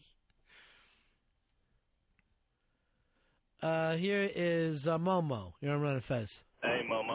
No, you're Momo. Momo. And the day I'm named Momo, don't say hi. Shoot me. Before I go around telling people I'm Momo. Hey. Someone shot Momo. Fezzy, first of all, I want to say I love you, and just remember, I'm always here for you, brother. When you and Mikey D had that fallout, I just, you've always got me. You always got Momo, Fezzy. I've never even heard of him before today, but he's there for you. Me neither, but it's nice that I got Momo in my back pocket. You heard from me before. We talked about 3-4 weeks ago, so. Yeah. But anyway, I wanted to tell you, Ronnie, whatever you need, I'm here for you too. You got a problem, I can take care of it for you. What do you got a problem with? I can fix it. I'm not so desperate that I'm ready to sit down and talk to someone named Momo. I'm not at that point yet. Momo probably needs to work on the nickname skills first, and then move on to anyone else's stuff. Right, sure. Momo. Sounds like some kind of scary thing. I'm Momo. It's the boogeyman. Andrew, you're on Ron and Fez. What's going on, Ron? You don't have to worry about Momo. You can talk to me. What's going on, buddy? I could have Andrew. Here's my two buddies. Andrew or Momo. That's it. Yeah. No, don't worry about bothering you, Ron. Don't worry about me. All right. I don't have a friend in the We're here world. for you. You got me. I mean a friend that'll help me. And Momo and Andrew. I have the kind of friend that I can help, but I don't have the kind of friend that can help me. Well, I would try. I'd be better off talking to the lamp. That lamp is not going to help you. Even lit. I did talk to you about it. You just stared at me at the office. So I'm like, okay, forget about it. Earl, call the bar, tell them to line up 19 shots. See, I was going to do 20, but I'll change it. Earl, do not get shots. There's going to be 19 shots, and then I want a tic-tac at the end. I'm not going to be walking around with whiskey breath. Willie, you're on Ron and Fez. Oh, there's my funny pal. You know, I have a friend in the world of radio, Shark. See, I can't understand these automated voices. His name is Harmonica Man. Oh. Yeah. You know, Harmonica Man, I have the blues. Well, I would think someone named Harmonica Man would understand the blues. That's true. All right, Harmonica Man, I'll talk to you later. Bye-bye, pal. That one I got. That was see you later, buddy. What? No. It wasn't? No, he said Fez's ass is muddy. Oh, man. Andy's right. Big Al, you're on Ron and Fez. Yeah, how you doing, buddies? I don't know. Bob Dylan, nobody's crazier than Bob Dylan. No one's crazier, or no one has reached to those heights? Earl, you and I might be the last two people alive to think Bob Dylan's a genius. I think he's amazing. Yeah. I mean, eccentric, definitely. Yeah. Let me put it this way. You're not always going to see the best show. True, but, I mean, I've heard the last couple of years, because he has a great band now, and the show's been very focused, because that's where he's making his money now. He's not selling records anymore. I just saw my brother at Thanksgiving. He said he went out to some fucking minor league ball club. Yeah, him and Willie Nelson did minor league stadiums last summer. And he said it was the most atrocious show he ever saw. Dylan never touched his guitar, played the piano. He said he never understood his thing. And then he said that Willie Nelson just went out and did a 30-minute song that was all of his songs put together. He said he just barely looked up. It just felt like people came by and went through his wallet, is what he felt like. Nice medley.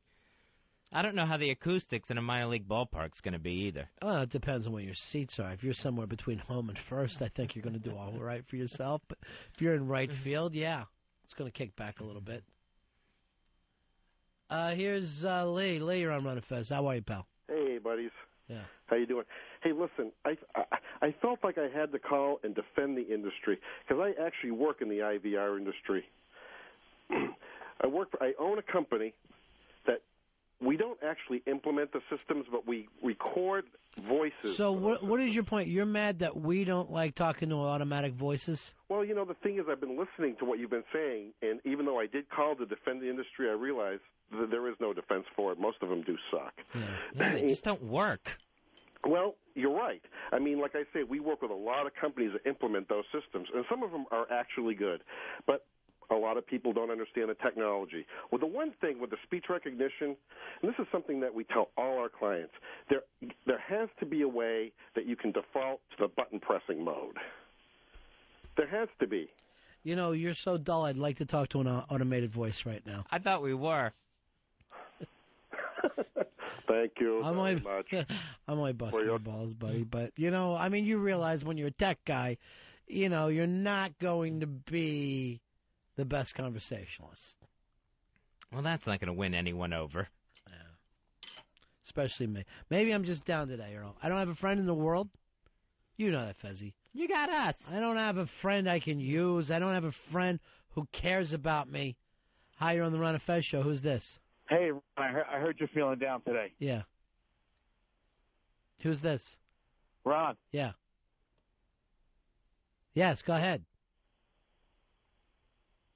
We lost him. He has a fucking fantastic joke and we lose him. That would have been the bit. That would have been the bit to get out of this whole thing. What else is happening, Fez? How do we move this along? Billy Crystal has said that despite the Academy Award producer Gil Cates calling him over and over again, begging him to host the Oscars this year, he's not doing it because he's just too committed to his one-man show that's touring the country. Now, you just told me the same story 2 weeks ago. So, yeah, and again, it's in the paper today. Billy Crystal speaks again on why he's not. Last time it was, I'm not doing the Oscar show. Now it's why I'm not doing the Oscar show. I would like to point this out to Billy Crystal. They have someone funnier than you to do the Oscar show this year. I'm not taking a shot at you, Billy. But you can't feel like you have the same heat as Jon Stewart with people under 70. I know old ladies love to go see you talk about 700 Sundays and what it was like to lose your dad in the 50s. I'm not going to laugh at that joke. Billy Crystal has it in his mind that he has to let everyone know that he was an original choice to host this show, that it wasn't Jon Stewart. There is something sick inside of him that he's got to let everyone know, Gil Cates called me first. You can't have had a bigger career than Billy Crystal. He's had a gigantic stand-up career. His TV career has been terrific. There's been a movie career where he knows what it feels like to star in films, and he's had a hit Broadway play about his own fucking life and his family where he can just talk about them and show slides. You should be happy at this point. You should not need more love. He has it in his mind that everyone has to know that I wasn't passed over, that the Billy Crystal Oscar heat is still there, that even though they went with another guy, that was my choice, not anyone else's. Yeah. One day, the Oscars won't call you, Billy. That's what's going to happen, and you're going to be very upset about it. You're going to be crushed the year that they don't call. Well, won't he still have his $50 million? He'll still have that, but it won't be enough for Billy Crystal, Ronnie. Well, nothing is enough. That's the problem with this thing. It's not a matter of something is going to happen and then you're going to feel bad. Even though everything is great, he still feels bad. Nothing can fill him enough with love. You could take an air hose of love, blow it into his ass for 3 years, and he's going to feel somehow rejected by us all. He needs constant attention. He needs his ass powdered. He needs us to take our nipples and put it in his mouth. He needs the entire country to love him and mother him and tell him that he's a good boy. I don't know if what he really wants down deep is for the entire nation to start writing letters, begging and pleading with him. No, the Oscars can't go on another year without you. We need you. Is he trying to be begged into doing this job? It sounds like he doesn't want to do it. Everybody loves him when he goes out there. Not me personally, because I've had enough of it. I'm looking forward to Jon Stewart. I think Jon Stewart is going to be funnier and bring a fresh angle this year. I hope Jon Stewart does such a great job that he's just asked back every year That and he's does Mr. it. Oscar? Yeah, that he is all of a sudden synonymous with the Academy Awards. What if he rides out on an Oscar Mayer Wiener thing? Wouldn't that be the way to go? He'd have me. Then go, wait, I thought it was a different Oscar. Ah, no. Ah, no. Oscar winner Hilary Swank, she is divorcing her house husband, Chad Lowe. And this is the reason she says this guy hasn't brought a paycheck home in 17 years. She goes, I know he's not even looking for work.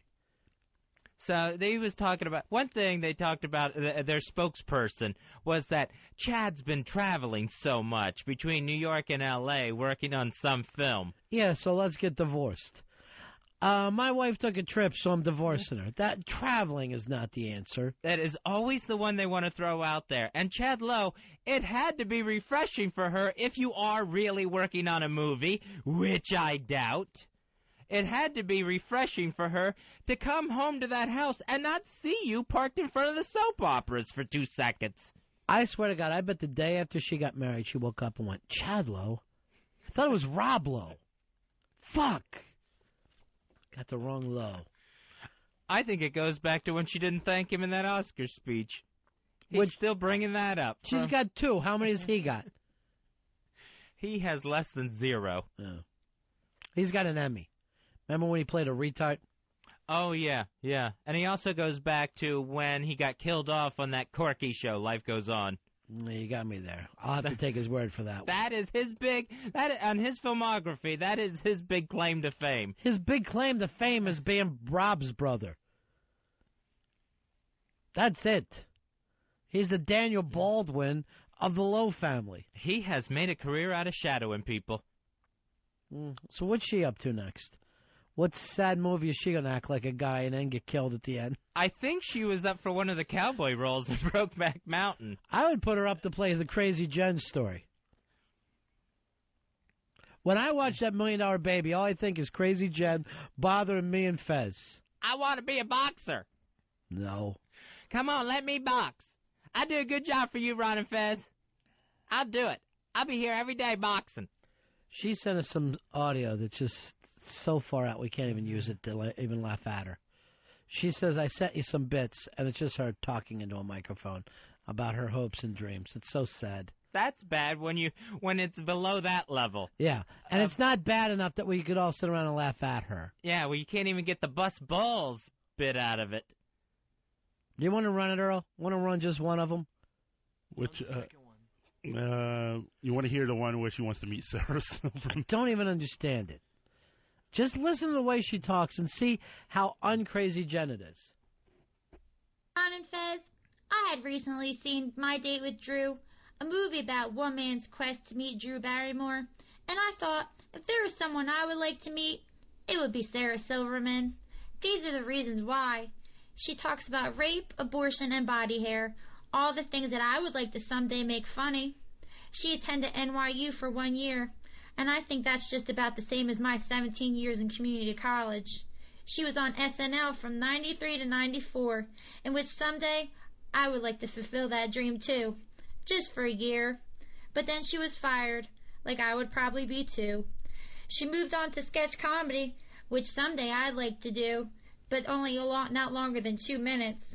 She was once thought of as racist because she said the word chink. Now she jokes about Jews and blacks. She was fucking Jimmy Kimmel, but not after fucking Colin Quinn. Ron and Fez, let me meet Sarah Silverman. Fulfill this dream for me. Thank you. Oh my gosh. Wow, is that bad? And I think it's one of those automated voices we were talking about. That might be her next gig. It just reminds you like if you're in 7th grade and somebody has to do the oral report and you're not really paying attention to them. It did sound like someone reading a children's book. The puppy then decided she hated Jews and blacks. All right, play us another one, Earl, and see if there's like some amount of comedy involved in it. This one's for our fine truckers who support this wonderful channel. Okay. Hi, this is Crazy Jen, and this is Trucker Talk for the rest of us. Those who are trying to figure out what them truckers are saying on them CBs. The first phrase is monkey pickles. It can mean bananas or a midget's dick. The second is back door. Behind you or to the rear also means where I got that whore last night when I picked her up at the Piggly Wiggly. There in the bushes, Smokey's using a radar gun. Also means caught my son getting some pussy last night. Better half, a driver's spouse. Sometimes she's referred to as mama. Sometimes it's just the same person. Big D, Dallas, or sometimes it's a state of delusion. Brush your teeth and comb your hair. That's telling another driver a local yokel's tracking you down. It can also mean monster truck night tonight. Dragon wagon, a wrecker or a tow truck, or it's a name for your wife's big fat ass. And 42, I understand you, or I can't quite count to 69. And this is Trucker Talk for the rest of us. So she found a website that had, like, trucker slang on it. She, for some reason, did a weird voice, yet still called herself Crazy Jen. Yeah, where was that voice coming from? It wasn't any sort of trucker voice. It wasn't Large Marge sent you or anything. I don't know, it sounded like she would be playing jitterbug records during World War II, trying to tell us that we should throw down our weapons and surrender to the Japanese. She's out of her fucking mind. That one was just bizarre. Bizarre, meaning crazy or insane or delusional. I don't get it. You want to hear the celebrity news that she did? Yeah, I guess so. God, it's pretty brutal. Just after all this time, she's no closer to being in touch. Here's it's awful. This is Crazy Jen's Celebrity News. Lindsay Lohan, she was just released from the hospital for having an asthma attack. Yeah, she just happened to be doing blue the night before. The Herbie star, she said she was on her way home to recuperate. Now, I just read about this girl on Vanity Fair, right, this issue, and it said that Disney was so embarrassed about her, like over her shenanigans about partying and stuff, that she didn't even make the covers of a lot of the movie posters for the theaters. Now, how bad off do you have to be when Disney chooses, I'm going to even say, it goes as far as, I'm going to say Mickey, when Mickey chooses a beat-up VW over some big titties and some ass? Who's going to sell more movies to kids, huh? She's going to start shooting a movie called Chapter 27. What the hell is that movie about? Where she left off before she realized that To Kill a Mockingbird wasn't a cookbook? What the hell? Lost star Naveen Andrews, he's the father of a love child. That's the news. Big fucking deal. I don't even know who my father is. This guy gets the show, and now he fathers a kid without getting married? Look at Brittany. Brittany's married. She ain't happy. And all these people getting divorces and stuff. Goldie Hawn's the only one that's making it. Brad Pitt, he really has to be having a nightmare right now. Guess who's friends? Gwyneth and Jen. Yup, that's right. They're calling each other and emails. I don't know, having frappuccinos or whatever. But you know what? Seriously, they do have a lot in common if you think about it. Both grew up in New York. Both A-list actresses. And both think Angelina Jolie's a whore. And that is Crazy Jen's Celebrity News. Wow. Just insane. It's crazy, and for some reason, the guy from Lost got tied into her own life. This is why National Enquirer will always sell, because the Crazy Jens are out there. Oh, I can't imagine. Now, you offered to throw her in with the Cosmic Circus. You've got a triple or nothing bet, or are you double down? It's double down is what it is. Double or nothing. So what happens if you lose this week? If I lose this week, my Seahawks I'm talking about. Right. Seattle, my hometown, going up against the Redskins. What happens is I bring the Cosmic Circus, that's Elfish, the Fat Baby, Cigar Sid, Paranoid, and Crazy Jen. I fly them all to New York City, Ronnie. Great, you know, they get a jet ride here. Limo service, picking them up from the airport. Then a nice meal out on the town in Manhattan from Sardi's. We're going to be dining there.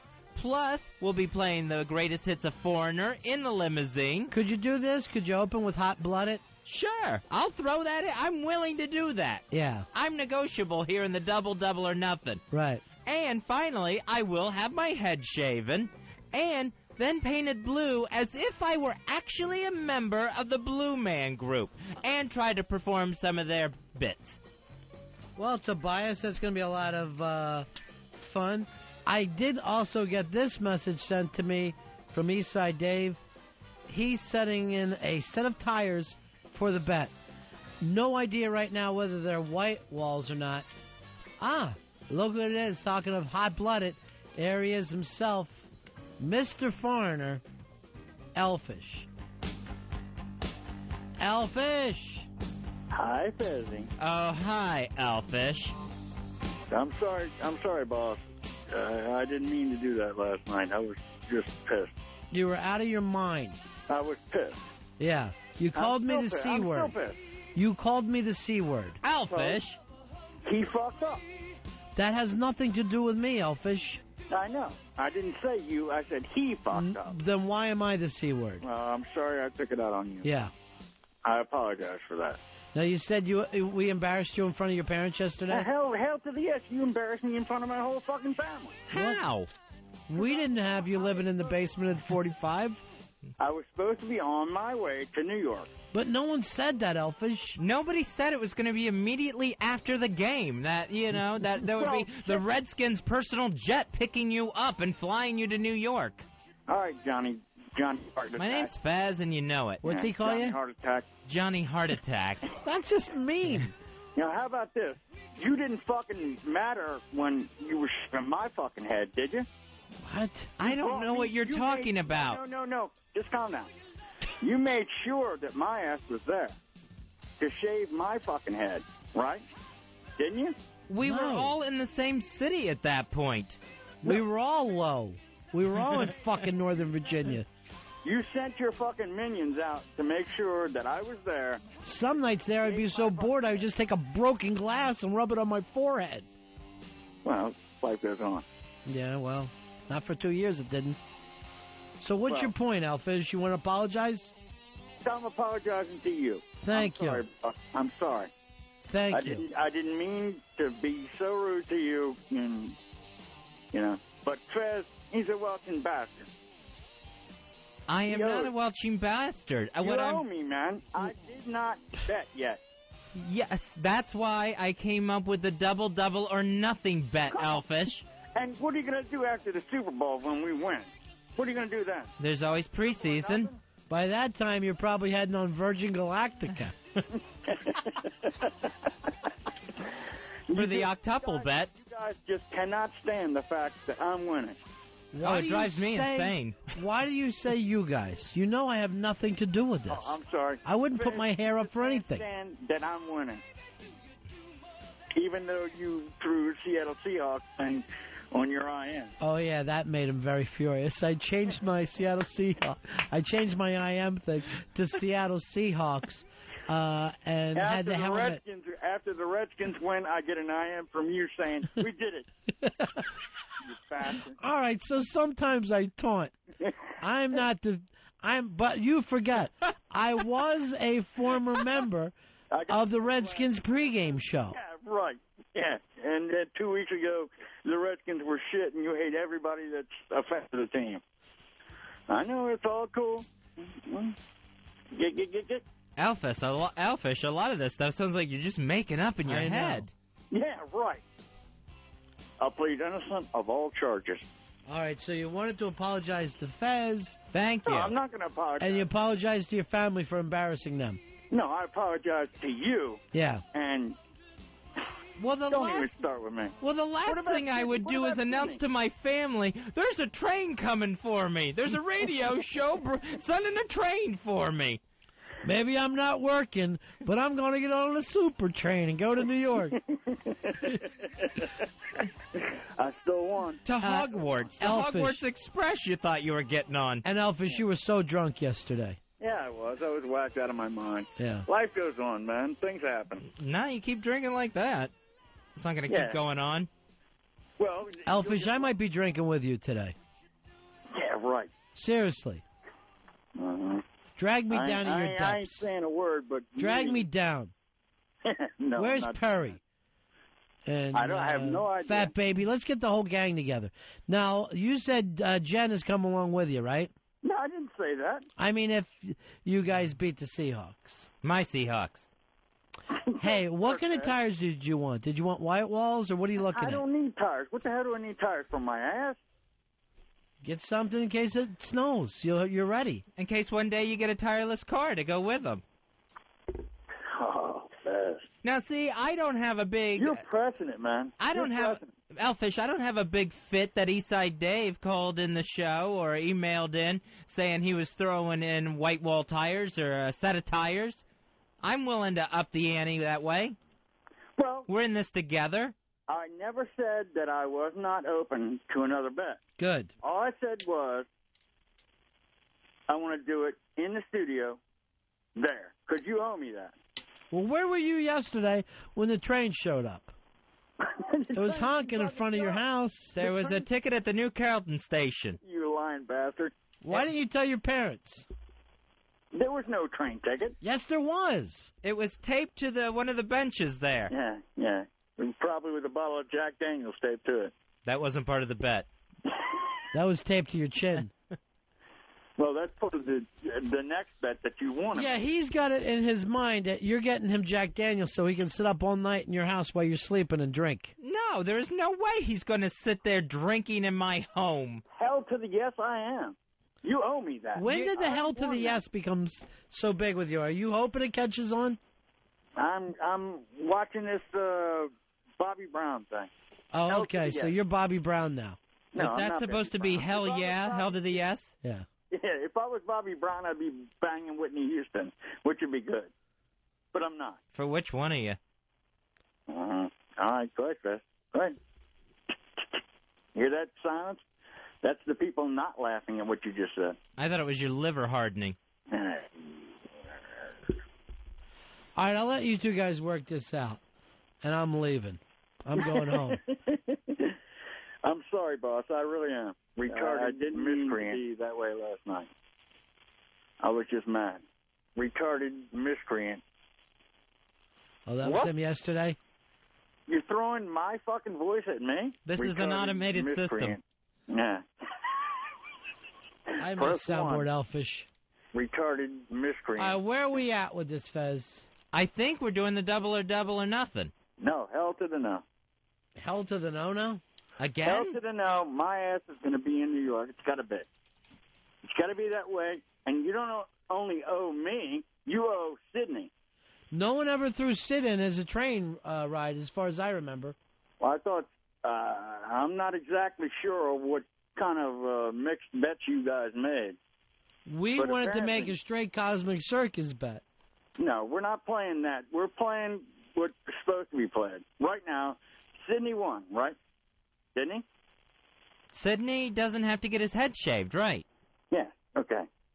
Now, apparently, what was said was that Sydney would be accompanying me there.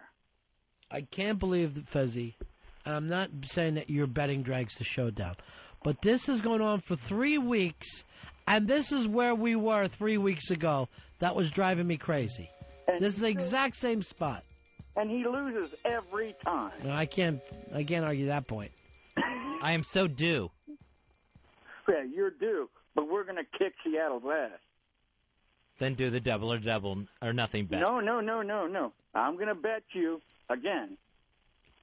I'll give you the What about this, Fez? If they win, you get a train down to his house and sleep in his room with him.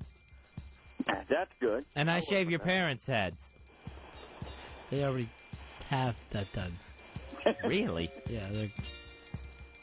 Jason, you're on Ron and Fez. Hey, how's it going, guys? Yeah.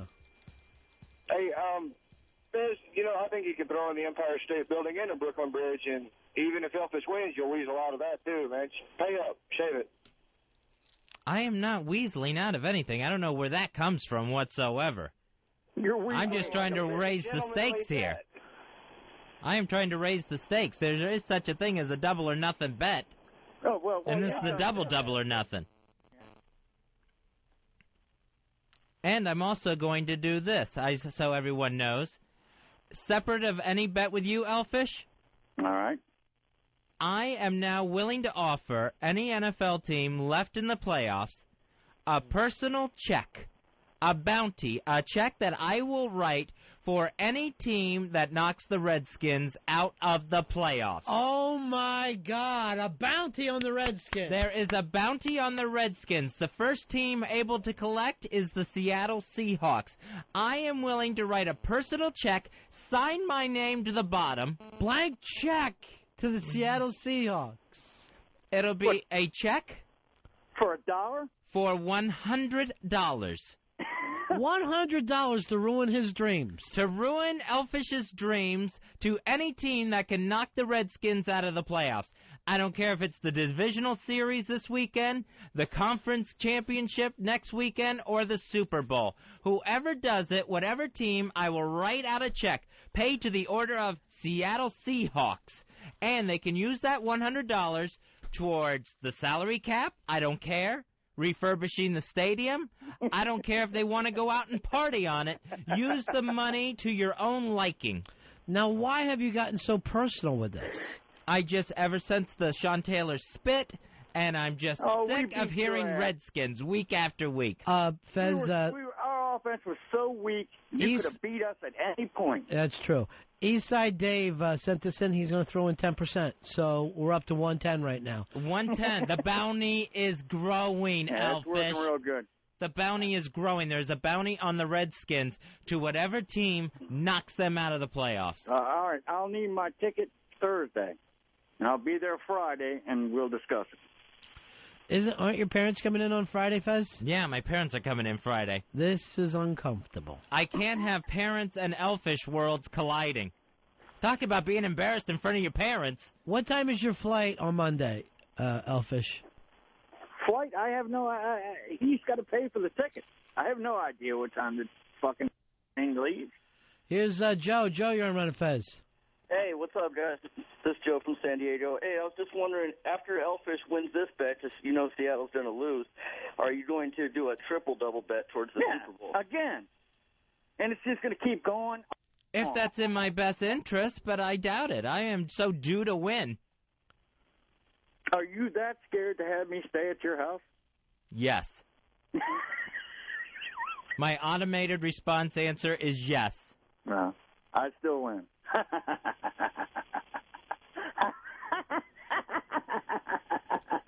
I still win, retarded miscreant.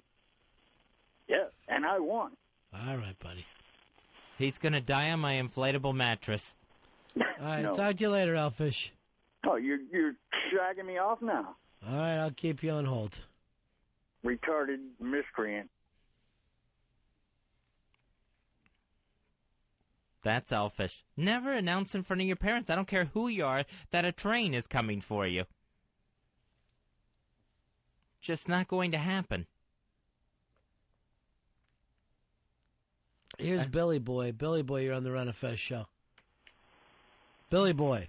Yes, sir. Yeah. Hey, this is I got to back Elfish on this one. I called in last week and made a suggestion that he come and spend the weekend with him, but if he don't seem like he wants to take that bet, but if he takes the bet, and I know you don't bet with no points, would Fezzy be willing to give him the Redskins in 10? Fezzy, would you be willing to put up points for this double-double? Yeah, I would put up the points. Yeah, that's one more than the actual spread is.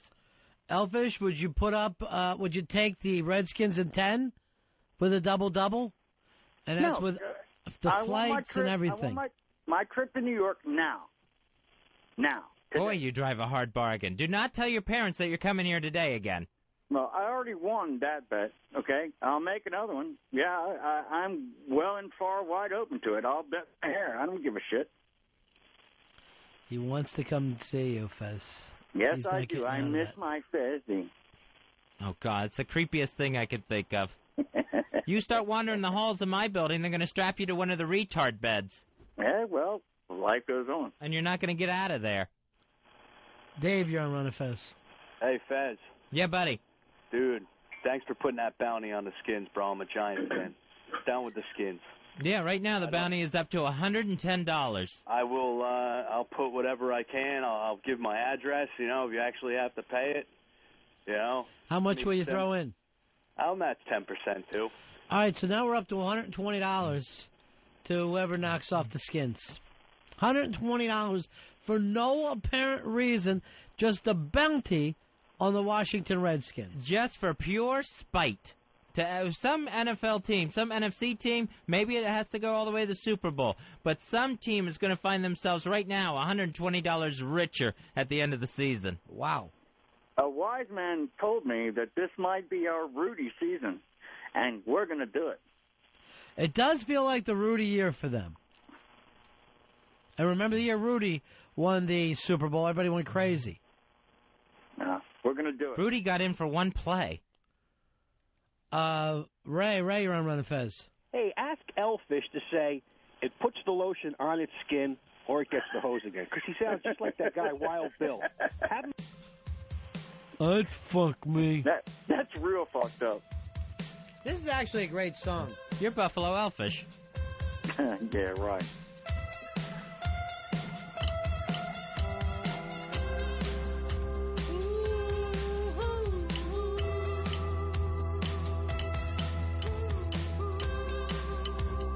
It puts the Redskins are gonna win, Fuzzy. I'm staying with you.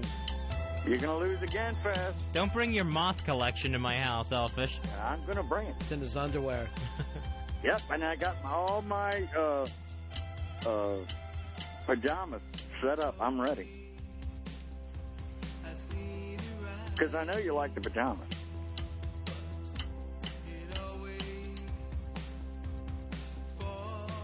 John, you're on Ron and Fez. Yeah, the only way Fez has to worry about paying is if he takes the Redskins. That's the only thing that you could do to hurt the Redskins, Fez. Do you want the Seahawks, Elfish? No, hell to the no. Hell to the no. Like Bobby Brown would say. Hell to the no. And that's the way we rock. That's the way we roll. Is that Bobby Brown show still on? Is that still running? In his mind. Mm. It's being shown on the sides of fucking Jack Daniels bottles. That's a drive-in movie. I finally checked out the new Celebrity Fit Club last night with this season's resident maniac, Jeff Conway from Taxi. What's wrong with him? He's insane. He kept saying he had taken just a couple Benadryl when they went out to a physical challenge, and was just so messed up and slurring and falling over and basically passing out on his feet. Then he admitted that he also has chronic back pain and had to take muscle relaxers. Drunk Mick, you're on Ron and Fez. What's up, guys? I'm just wondering, at the beginning of the season, I heard Blowhot talking about the Jets. I haven't heard him call since. You guys bashed the Patriots. Well, you didn't, Ron. Fez, you said without the coordinators, they weren't going to have the same team. How come nobody's talking about them? This is a very, very big game for them this week. It's an exciting game, and they, if you remember, Blowhard, he picked the Jaguars, then we never heard from him again. If they win this big this week, everybody will start and take them serious again. Yeah, I think with the Patriots, even though they had that nice run at the end, I think everyone was just looking Colts and Denver, thinking that the AFC is just pretty much impenetrable there. That it was kind of a lock that the Colts were going to win it all.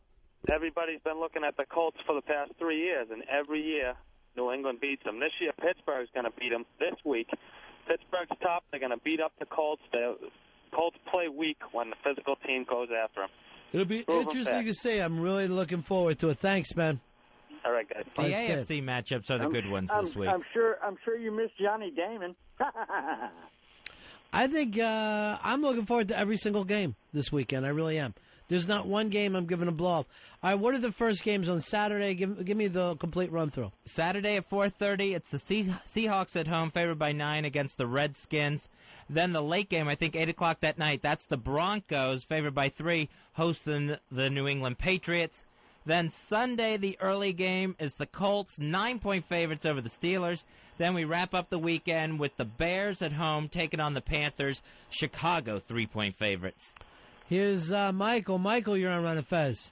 Yeah, card holder 3810.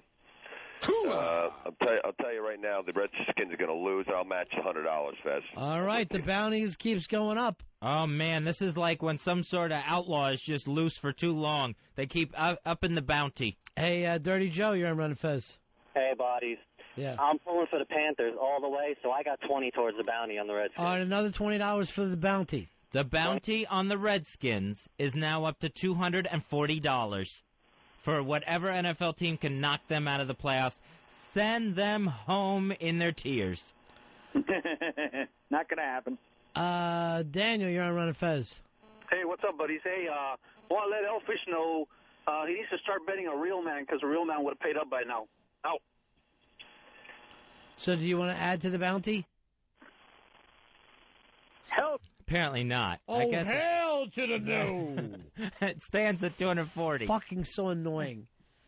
Here is Barney. You're on Ron and Fez. Buddies. Hey, Barney. I've been listening to you guys since WNEW. Didn't hear you at all down in JFK, but that goddamn Elfish is the most annoying person you have ever had, even more annoying than Billy Staples. Yeah, it's hard to say in our history that who's the most annoying. If you rise to the top of that, that's shocking. It works, baby. Retarded miscreant. Yeah, because that would even top trucker talk for the rest of us. Elfish, where were you today? I thought today was your day to be up here. No, well, somebody didn't pay for my fucking ticket. Did you miss your train? Because I ain't going to Somebody keep who paying lost, for train lying tickets. back. You lie, you lie, you lie. Hey, Memphis, you're on Ron and Fez. Yeah, I wanted to know what Fezzy thought about the rumor going around that T.O. might be going to the Bucs. I would love to have T.O. on the Tampa Bay Buccaneers. How long before your coach starts crying, though? 2 seconds. No, he put up with Keyshawn. I think he'll do fine. For how long? They lose 3 in a row and Keyshawn's out. I mean, T.O. has to look at that. The same exact thing that happened to him in Philly happened to Keyshawn in Tampa. And the same exact thing that happened with the Eagles, the same thing happened with the Bucs. They just fell apart. Yeah, both sides have to look at that, T.O. and Gruden, and go, hey, this hasn't worked out in the past. Why would it work this time? But I think any team should take T.O. What about Philly? Especially Philly. They really need him now. Kyle, you're on Ron and Fez. Hey, Ron, you seem a little down today. I just want to say you sound like $1 million. Thank you very much. It's not that I'm down. I just came to the realization that my life is awful and I don't have a friend in the world. Well, you have a friend. A drunk friend who called me cunt on the computer? That's not a friend. I didn't call you cunt. I said thanks a lot for nothing. That's what I said. Oh, I thought you told me to see you next Tuesday. Oh, after the next bet. I fuck you again, Fez. See, that's not the way to make After you lose again. After you lose again. I can't drag this out anymore. I did everything I could, Elfish. Well, I didn't know that I was on the air all the time. I mean, you know, they're just here. Did you think we were just talking to you during a break or something? No, I hear people drop in. I don't know when I'm on. Well, we kept it going as long as we could. I guess there's not going to be a payoff, or should we just cut this thing and just say that's the end of it? Just there's no payoff. You don't want to redo the Seattle bet, right, Elfish? What, you can't remember my fucking name now? No, I will bet on Seattle, but I want to collect on my trip to New York. You don't want to have them collect, right, Fez? You say only double or nothing. I would, yeah. Oh, you know I what? cannot give it any more airtime. It's just done. Then he can come here and he can collect. After all this, that's what it's going to be. Elfish? Yes. That's what you want? Well, I don't understand exactly what you're talking about. All right, then you're done. Just say goodbye to Fez. Fez, say goodbye to Elfish. Goodbye, Elfish. You two will never talk to each other again. It can't be worked out. I'll plead innocent of all charges. Thank you, Elfish. Earl, I've had it. You did all you could, Ronnie. Even chief negotiators hit in passes. This will help out, though. Somebody wants to add to your bounty. It's Bruce Willis. Bruce. Yeah, I want to take my my bounty off of. I didn't put it on the Redskins. My $1 million bounty. All right, so there's $1 million from Mr. Bruce Willis that's been added to the bounty.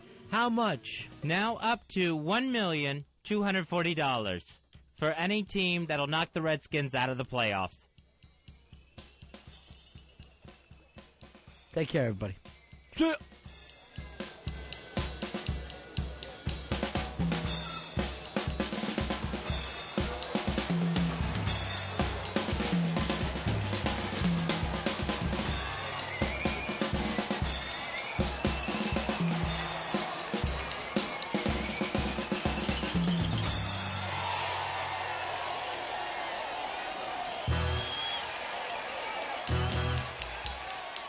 The Ron and Fez Show. XM 202.